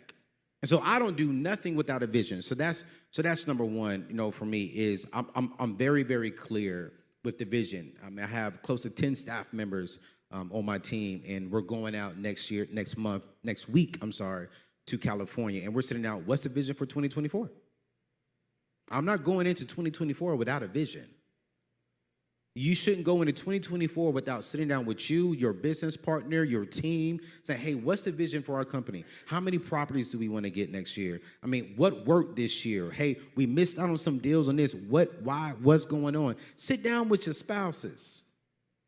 What worked for us this year with our money? We spent too much money on eating out.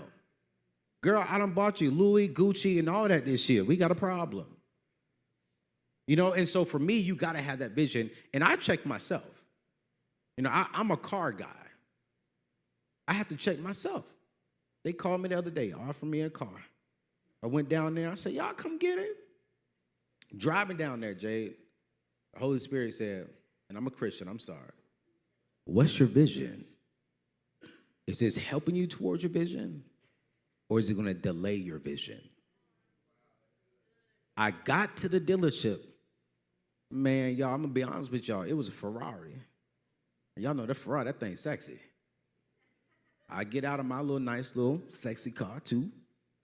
And I look at it. And I said, if I drop this kind of cash right now, that's going to delay me from hitting my vision at 45. And I don't know if a Ferrari is worth me missing out on my vision. Well, y'all know they hit me with, well, we'll give you this much for this car. We'll take it down, man. We'll even give you a free warranty and put the free warranty on the wheels. I was like, on the wheels? If I buy this kind of car and I can't afford the wheels, what in the world am I doing? I told her, man, you can keep it. And I left.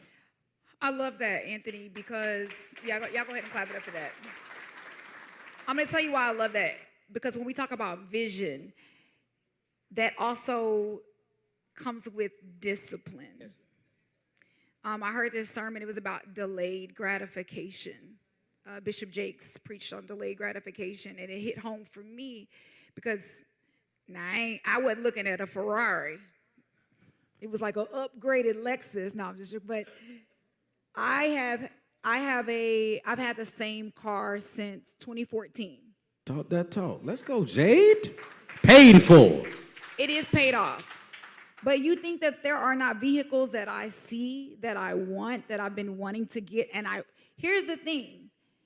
The world, because of comparison, will have us out here looking like something, wanting to look like something. Because, like, if you don't have the look, people will say you ain't doing nothing, you ain't got it. But I always say, think about what life is going to look like. Where are they in 10 years and where are you in 10 years? So I say all that to say, we want things, but to his point, there is a level of discipline that you have to have within yourself. And it is so difficult because, especially minorities, y'all know we got to stunt. Whenever we get into a certain level of success, if you walk in and you still got a Michael Kors, people looking at you sideways. And it's like, I like my Michael Kors, you know what I mean? Or whatever the case may be. So we will go to impress other people and to look like we have something. We will spend money that is outside of what our vision is. So I love that you're talking about vision, because that delayed gratification means he said it, not right now. God is not saying no. God is saying not right now. Let them talk about you. Get it later. Because when you get it later, you're going to be able to pay cash for it. When you get it later, you're going to be able to afford 3, 4, 5, 6, 7. Let them talk about you. Delayed. I want you guys to remember that. Delayed gratification. That discipline is the name of the game. They say if you pull up in a nice car and you got a nice home, you're rich. But if you invest and you're on a budget, you're broke. It's probably why I'm still single. Because I invest and I'm on a budget. I'm broke. And I have no problem saying this, y'all. I was dating this young chick. She asked me, can we go somewhere? I said, I can't afford it. She's like, excuse me? I said, I Googled you. I know who you are. I said, that don't mean nothing to me. I said, I can't afford it. doesn't mean that I'm broke. It just means I can't afford to spend money on you and rob from my wife's future, my children's future, because I want to impress you. And so delayed gratification is not just for yourself, but delayed gratification blesses your family. It blesses your legacy. It gives you a solid foundation for you to step up on. And so I have no problem walking around saying, I can't afford it. I can't do it. I'm broke. I'm cool. I have that mindset. So when I do meet my wife and she want that, whatever that is, upgrade to a Lexus, whatever, you know, ladies don't really care about cars. They're going to want the ring. So whatever that ring is, I can pay cash for it. And it's because I told them I can't afford it. And so that's one piece. Here's the next piece when it comes to the foundation, right? I'm gonna look around the room. I don't want to offend nobody up in here. If I do, charge it to my head, not my heart. Black people, we are the most creative group of people, but we lack in strategy and systems. That's so real. We can preach like crazy, but we don't have strategies and systems. We know how to sell, we know how to, entertain people, but we don't own what we create. Ooh. And so for me, when it comes to our money, when it comes to our wealth, man, you got to manage your income well. And you manage it well. We had a CPA up here. Before I make any major purchase, before I spend my money on anything, I have a CPA, I have a financial advisor, and I have an attorney who I talk to about anything and everything. And I always make sure, because I am a walking brand. And so before I spend money on anything, it's the CPA. Hey, can I write this off? The owner of the Wizards called me yesterday and was like, hey, man, I wanted you to, have these owner suite tickets that we have here. And I was like, well, cool, how much is it? He told me the price. I was like, hold on, let me call you back maybe tomorrow, next day. I called my CPA. Can I write it off? She said, nope, call him back. Can't do it, sorry. Because there's a strategy to our wealth building. Just because I have the money, if I can't make the right strategy behind that, then I may not spend it. And so for us, when it comes to really the systems and the strategy, it's for me, do you have a good CPA? Do you have a financial advisor in y'all spaces? My CPA and financial advisor are best friends. So before I meet with either one of them, they've met together and they're presenting to me the strategy on how for me to build my wealth. I already know what my tax check is going to be next April. I already know. Because I've sat back and I said throughout the year, which y'all gotta see my man as a CPA, because watch this, this is not just on your real estate side, it's on your family side. I'm a single man, I live in Maryland. I don't have any kids. At the beginning of this year, the strategy for me was, hey, you need to open up a 529. I was like, I don't have any kids. What do I need 529 for? Because you can write off the 529 in the state of Maryland. Well, we're going to open up a 529 then. God bless you. Okay, so what's a 529? A 529 is a college investment plan that goes to their kids. So let's say, for example, you have kids right now, you know what I'm saying, and you don't want to pay for all of it. Go open up a 529. The returns right now are a little low. It's about 5%, but you can get anywhere between 5 to 10% over a period of 18 years. And so for me, which is dope, so if I do have kids, I could tell my kid, I was thinking about you before you was even born, girl. You know what I'm saying? Like, I didn't even know who your mama was and I was saving for you. You know, but there's a strategy to everything. And that's the power of having a CPA at your side, because if you're married, if you're single, and you're making this money in the real estate game, please don't make this kind of money and you're not stewarding this 90% well. You should be sitting down with a financial advisor. You should be sitting down with a CPA and saying, hey, what's the plan? We started talking about 2024 tax check in 2023 of January. I already knew what I was doing. I already knew it. And so now we're already talking about 2025. All right, cool. So next year you're going to spend this amount of money. You're going to do this. You're going to do that. All right, cool, great. You plan on getting married? I doubt it.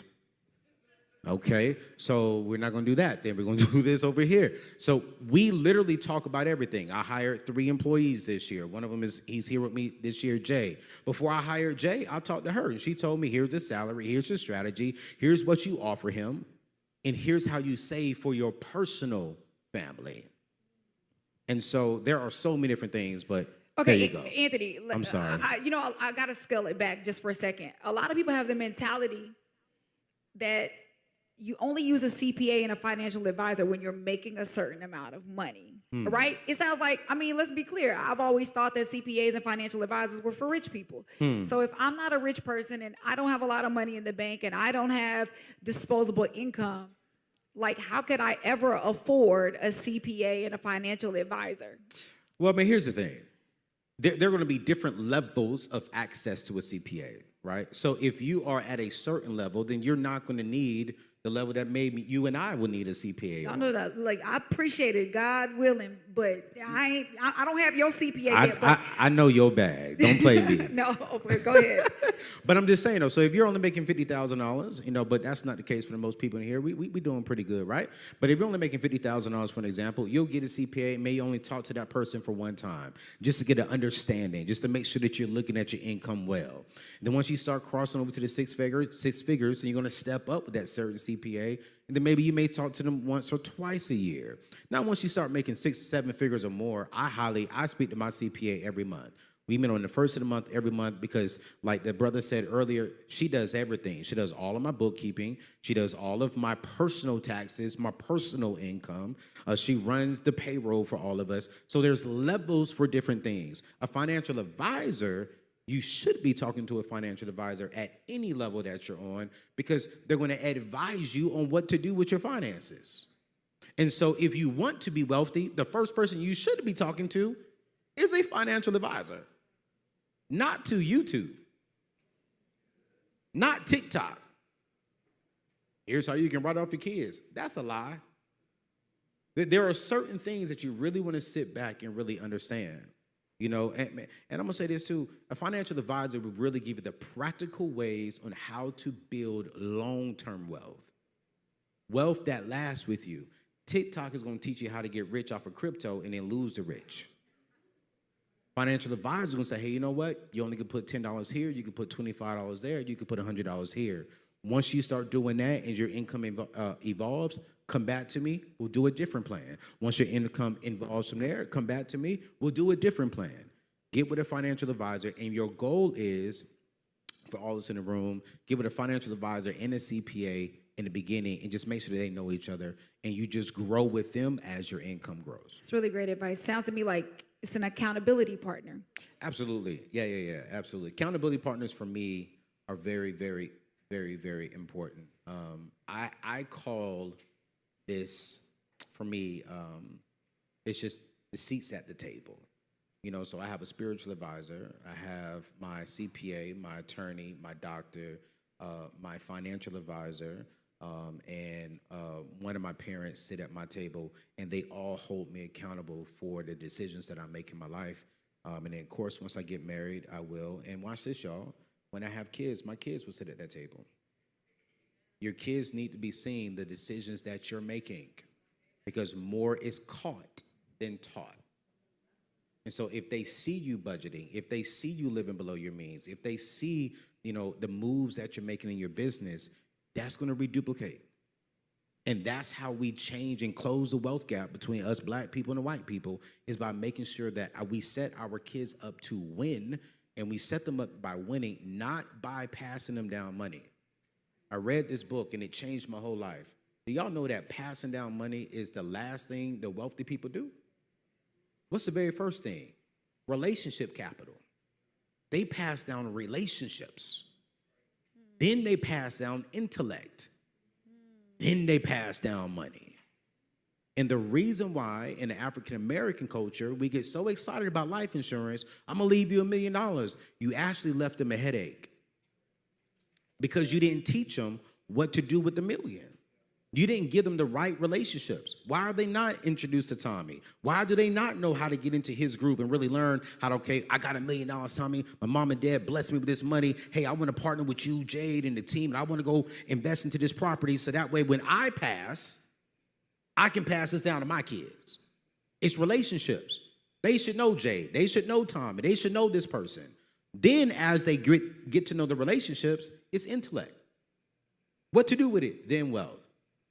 So, I'm telling you so much. I'm going to be quiet. I'm going to tell you why that intellect piece is so important because oftentimes It's our pride. Ooh.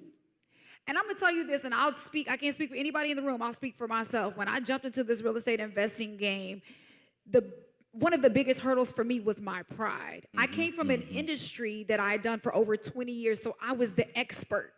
It felt good being the expert. You can't tell me anything about radio, you can't tell me anything about hosting, you can't tell me, like those things I could do in my sleep, even on a bad day, right?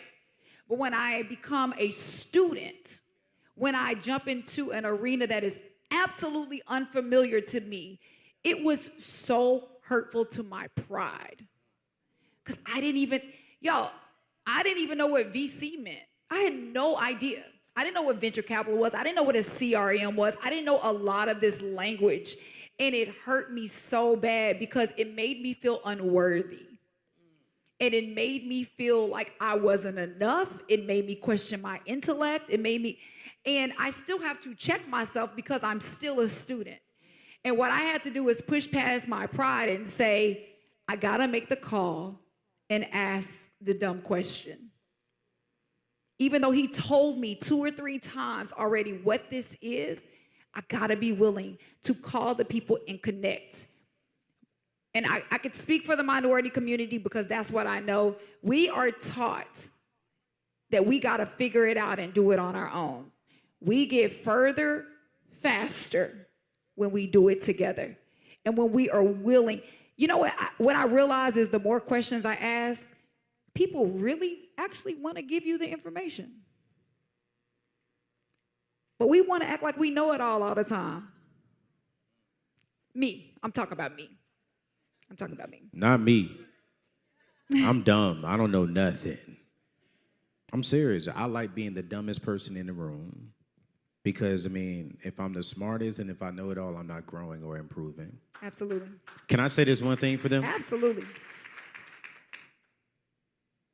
All of us are going to make a lot of money in this room. All of us are going to make $1 million or plus in this room. Speak. And I mean that because students who stay students make millions. Here's the problem that I see with students. They don't pass the bag. It dies with them. Everybody in here needs to have a full estate plan. I don't care what level you are in life. Everybody in here needs to have a full estate plan. Let's write that down, guys. Estate plan. You gotta have it. And I'm gonna be real with you because I know Jay likes to keep it basic and real. I'm not even gonna ask who has an estate plan because they say black people, 78% of us do not have an estate plan. And we leave our families fighting, arguing. We see that with the King family. They just resolved their case and Pop's been gone for a minute. But the siblings have been fighting against each other.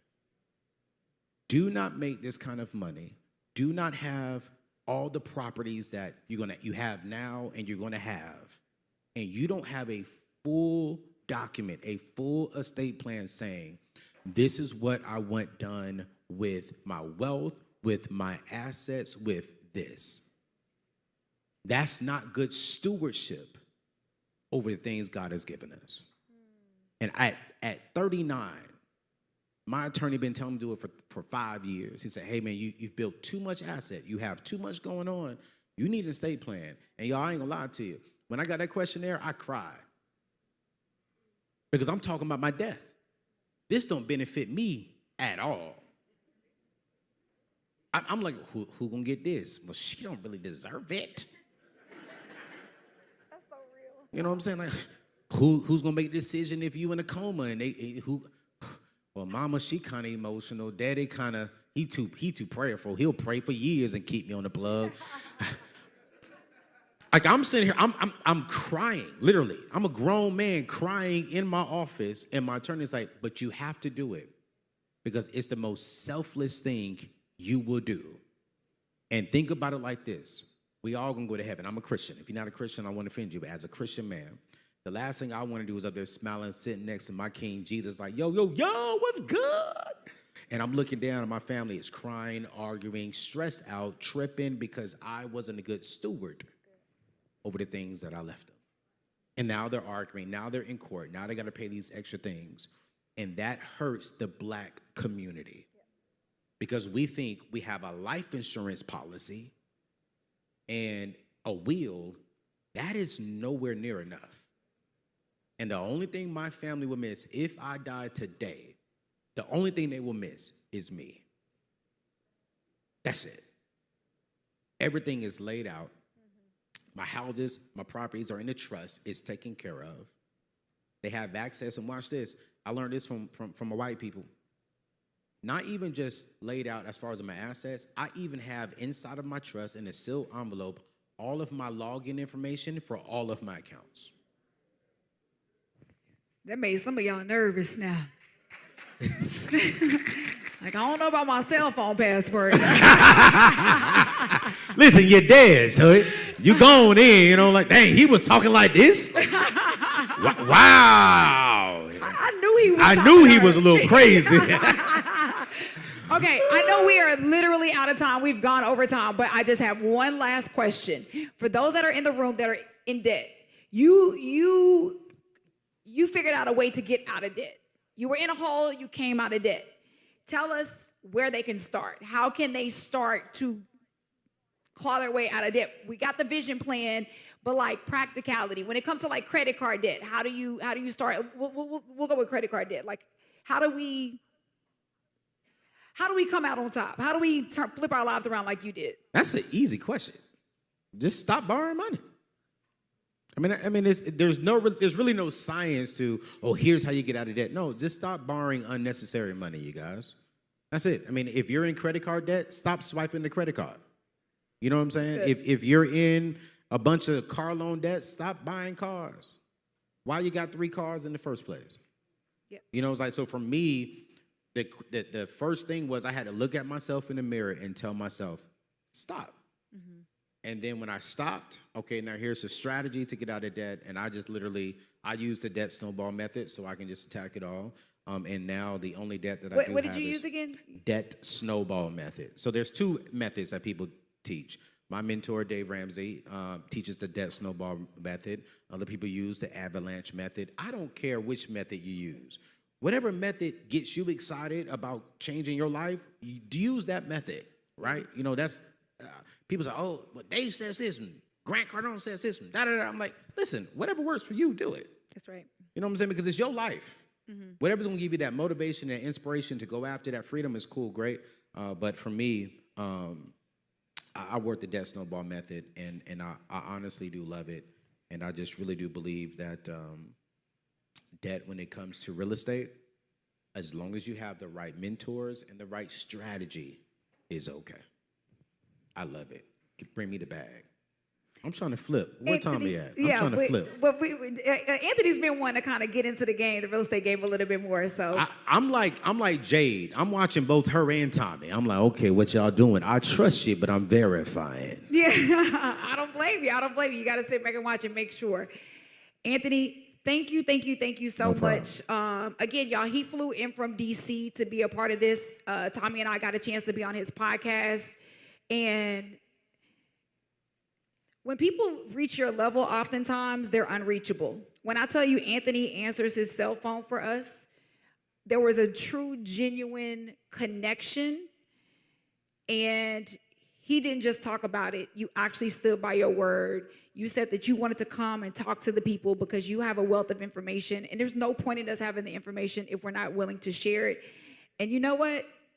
You put your money where your mouth was, and you actually showed up, and we appreciate you for that. Okay. So y'all clap it up. Oh, how do people, okay, you have a book. We got to tell us about the book, how they can support your podcast and follow you on Instagram. Man, I'm like the brother. I'm a global entrepreneur. Okay. No, man. Just go to anthonyoneal.com. I have so many assets on there, man, to where how to get out of debt, how to build wealth, how to even really manage your debt and wealth when it comes to real estate. because I am not on Tommy and Jay's level and y'all's level yet on the real estate game. I just have rental properties with my father, and we just rent those out. But I'm trying to step up. But I have learned some nuances on how to do that. And then you'll see my show on there. And then I do have a new book coming out here soon. It's called "Take Your Seat at the Head of Your Table." And so I'm really excited about that book. And so and the podcast is on there. And I'm just loving where God has us. So we're good. Is she? You had a question?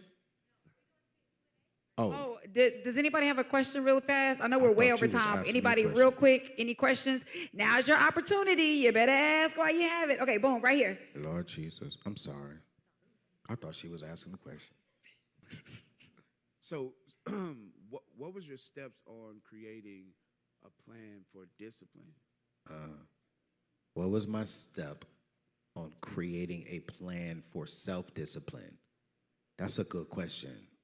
You deserve an offering. I've never been asked that question.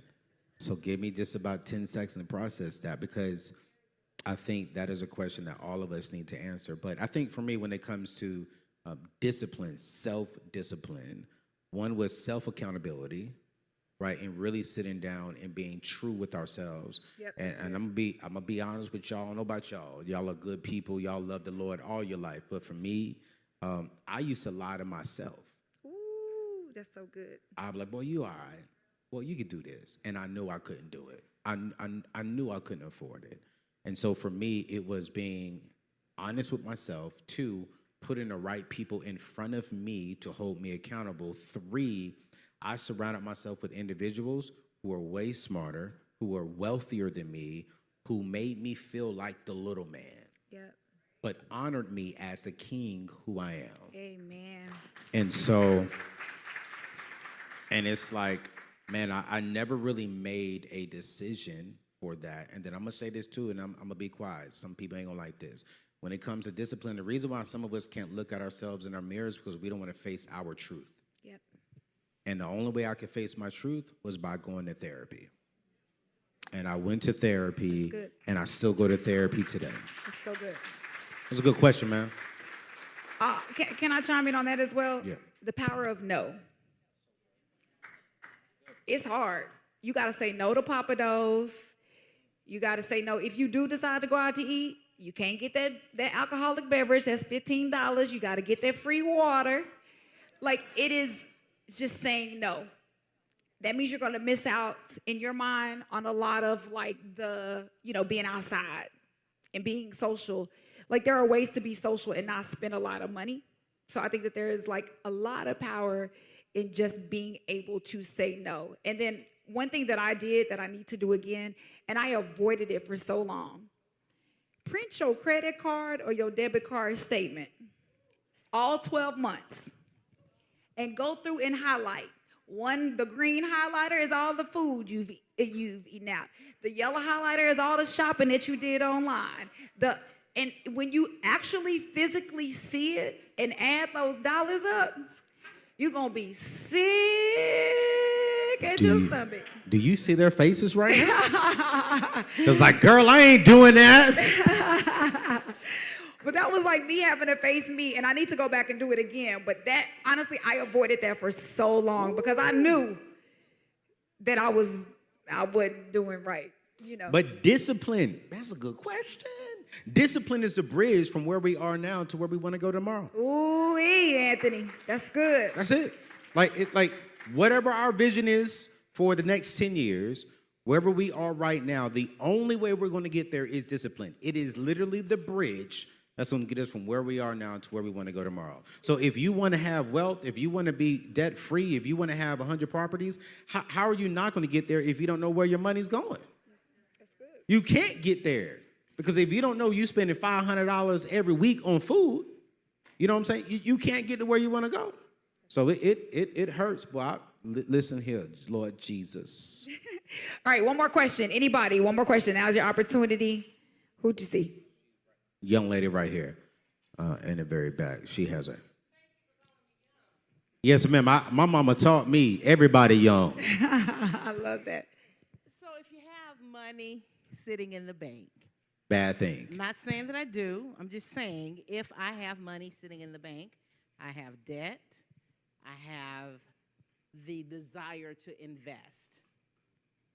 What's your advice where to apply that money? Ooh, that's a good question. What you want to invest in? Real estate, like while you're here?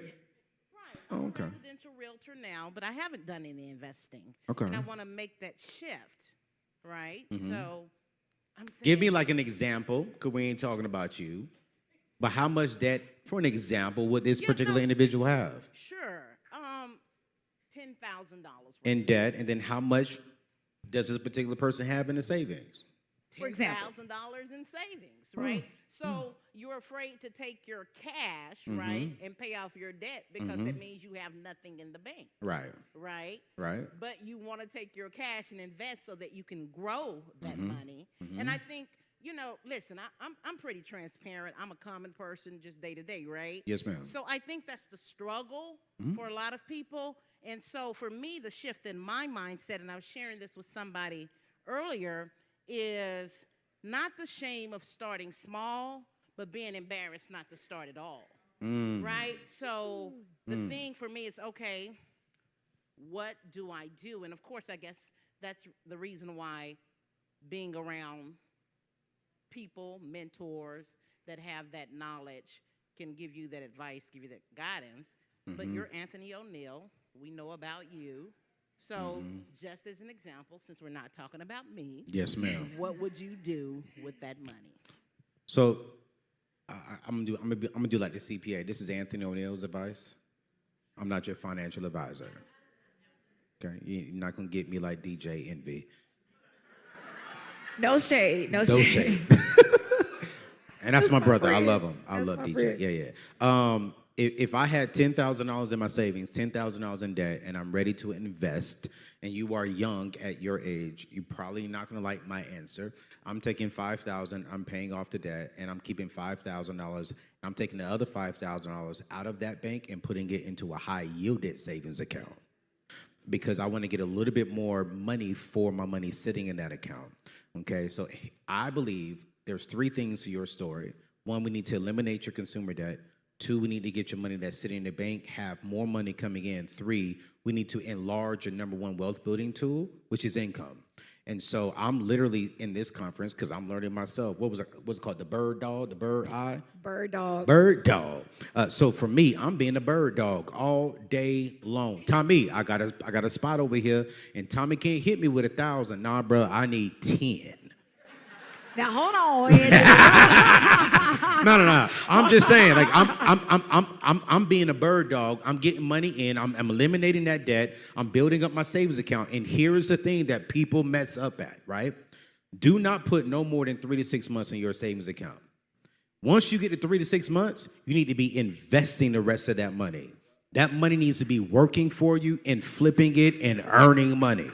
And so for me, I have money sitting in an account. As soon as I find a property, I'm ready to spend it. As soon as I find an investment opportunity, I'm ready for it to go. It's not going to take us no more than 3 to 6 months to find us a job if we were to lose a job, right? So for you, I'm going to take half of it. I'm going to pay off half of my debt. While I'm paying off half of that debt, I'm a bird dog. I'm trying to get into it to learn, give me some money coming in, and then once I get eliminated the debt, I got my savings account. Now I'm like, Jay, Tommy, I'm bird dog. Y'all getting all this money on your own? Nah, I need that next level. So I'm gonna do wholesaling. You could be my bird dog now. You know what I'm saying? So that's what I would do in your situation. But the key thing I tell everyone is, everyone always thinks I'm all about save. Yes, put 3 months. At my age, I have more than that because of my lifestyle of living. But I mean, I don't have a whole lot in my savings account for my lifestyle, right? After my certain number, man, I invested into the stock market, into real estate, back into my business, back into other businesses, because I need my money working for me. I got 5 years to hit my goal. So that's what you need to do too. That was good. That was real good. All right. Yeah, don't forget those strategies we learned earlier that you can implement that take little to no money to get in and make some really good money in real estate investing. Y'all do me a favor. Y'all give it up for Mr. Anthony O'Neal, everybody. succeeded a little. Excellent, excellent, excellent. Don't forget to all my VIPers. Anthony is actually going to be in our VIP. What is it called? The VIP reception. After we finish out today, all right? I'm gonna invite Tommy Jones. So respectfully, you guys, before you leave, if you guys could just stick around, Tommy's just gonna come up here for like 2 or 3 minutes. Thank you guys for coming out. Today is not possible without this man, y'all. He has a wealth of information that he wanted to share. Y'all give it up for Tommy Jones, everybody. Oh, y'all can do better than that. Stand up on your feet. There you go. There you go. Thank you, Jay. Thank you. Woo! Wow. We did it, y'all. We did it. I want to thank my good friend, my advocate, Vandella Menifee, for being here. Thank you, sis. The reason it's important to be in rooms like this is because you have to have people in your life that are dream chasers and dream fulfillers, right? I call myself a facilitator of dreams, but God will also put other people in your life to help birth your dreams. So one of the things that we're in the process of doing, I said I wasn't going to cry, is we're in the process of, I graduated from the University of Texas at Arlington here, and we're setting up a scholarship for minority real estate students that wanted to get a degree in real estate, and it's going to be named after my grandparents who never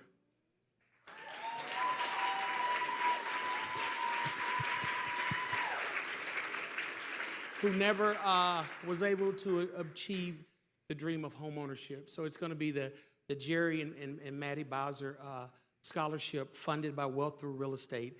And our first recipient is here. Where's she at, Vandella? Stand up, sweetheart. Stand up. Yeah. So, yeah. So you're pursuing a degree in real estate? What are you getting a degree in? A master's in real estate. So you're going to be gifted a scholarship to be my shadow. And I'm going to teach you. How old are you? 36, right? So I'm going to teach you the game to further the legacy for my grandparents. And then you're going to get coaching from some of my coaches, Coach Melinda, and our whole team for you. Thanks. So give her a hand. Look at God. And the chair is here too, right?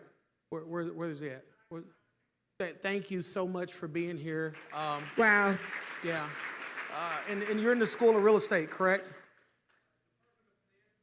Finance and Real Estate, yeah. So that was my degree in the School of Business. So I would love to come and as an alumni and talk to the students and share the real side of real estate. Just call me at any time. I'm there. So give them a hand for being here.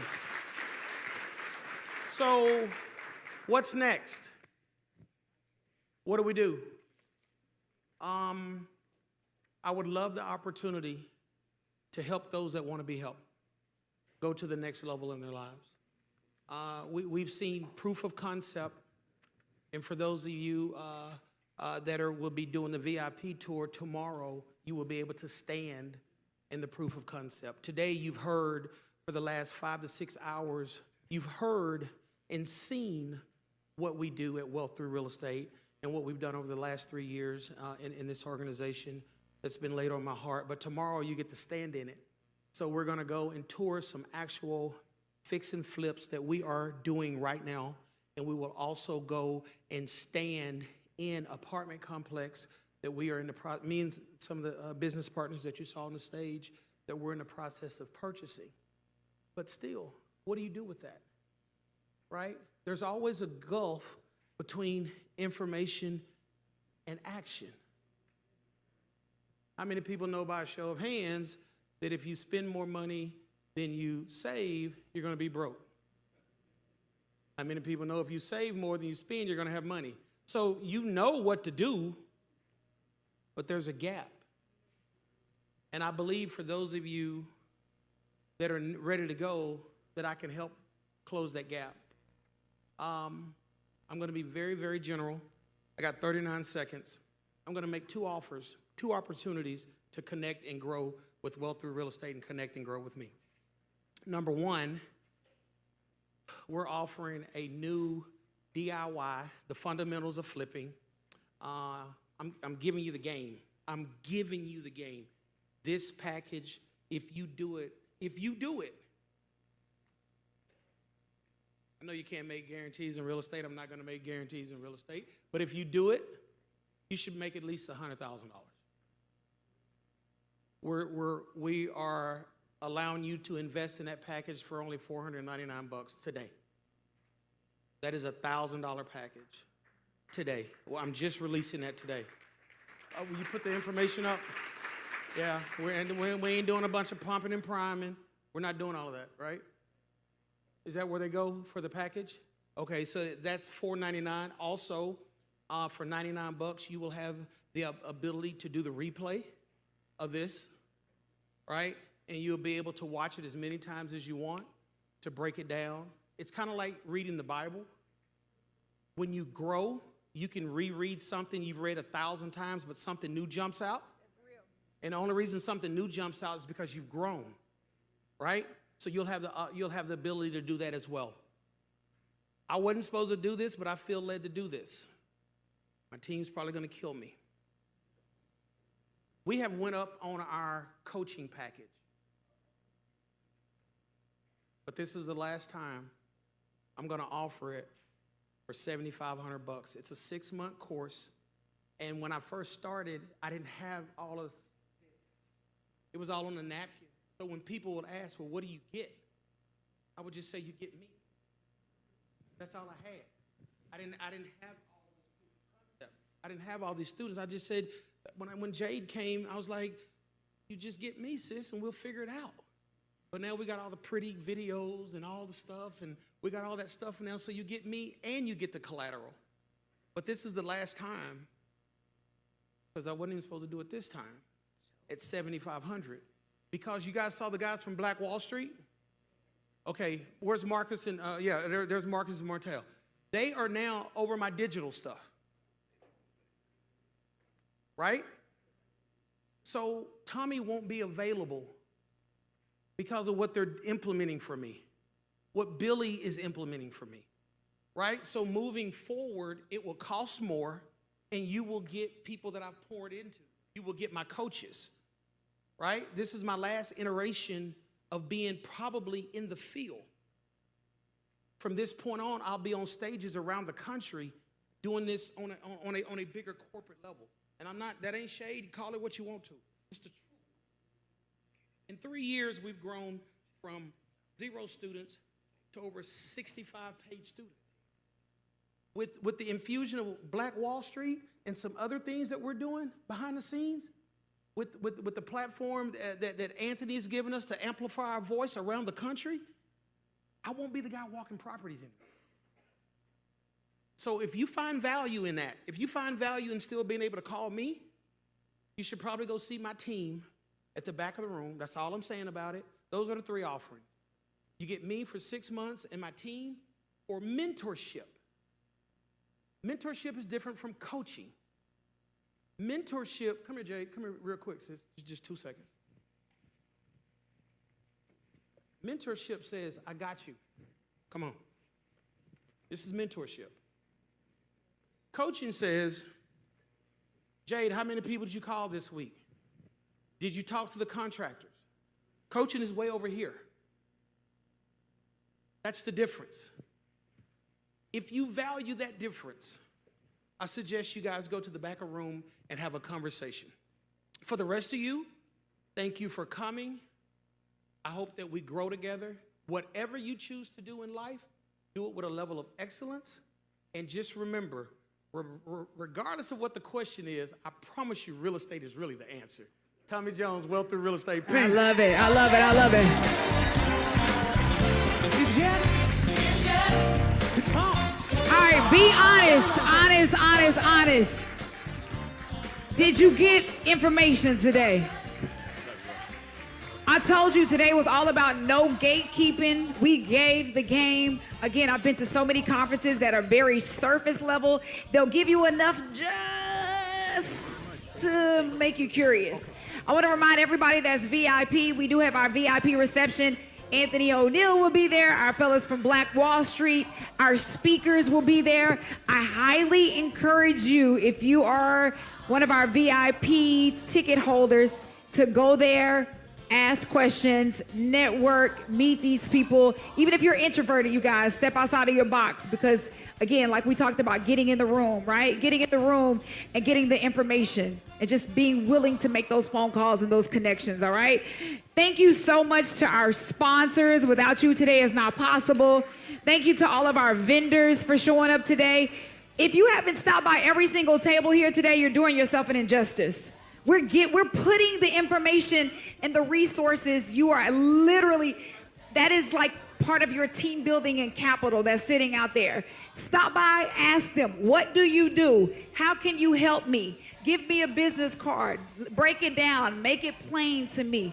Go stop by every table. Thank you to our team. The Wealth Through Real Estate team worked so hard on putting this together. Clap it up for them. This is crazy. So again, our VIP reception with all of our speakers will be in the Hall of Fame room. And look, you ain't got to go home, but we got to get up out of here, y'all. We love you. We appreciate you. Thank you guys so much for coming. Thank you, thank you, thank you, thank you, thank you. You have been an amazing, amazing group to serve today. Thank you. Mr. Burrows. It's yet to come. Everybody say. Nicole Kirk. Nicole Kirk, I have your ID. Oh, real quick. Turn it down just for a second. I hate to say this, they got the gospel playing. But when you go into the VIP reception, you're going to get 2 tickets for drinks, okay? Lord Jesus. You can choose if you want an adult beverage, if you want to use that on a mocktail, on a bottle of water, it's up to you. But if you're part of VIP, when you walk in, you will get 2 tickets for drinks. Everything after your 2 tickets is cash bar, all right? The best is yet to come. Go ahead, DJ. Crank that back up, all right.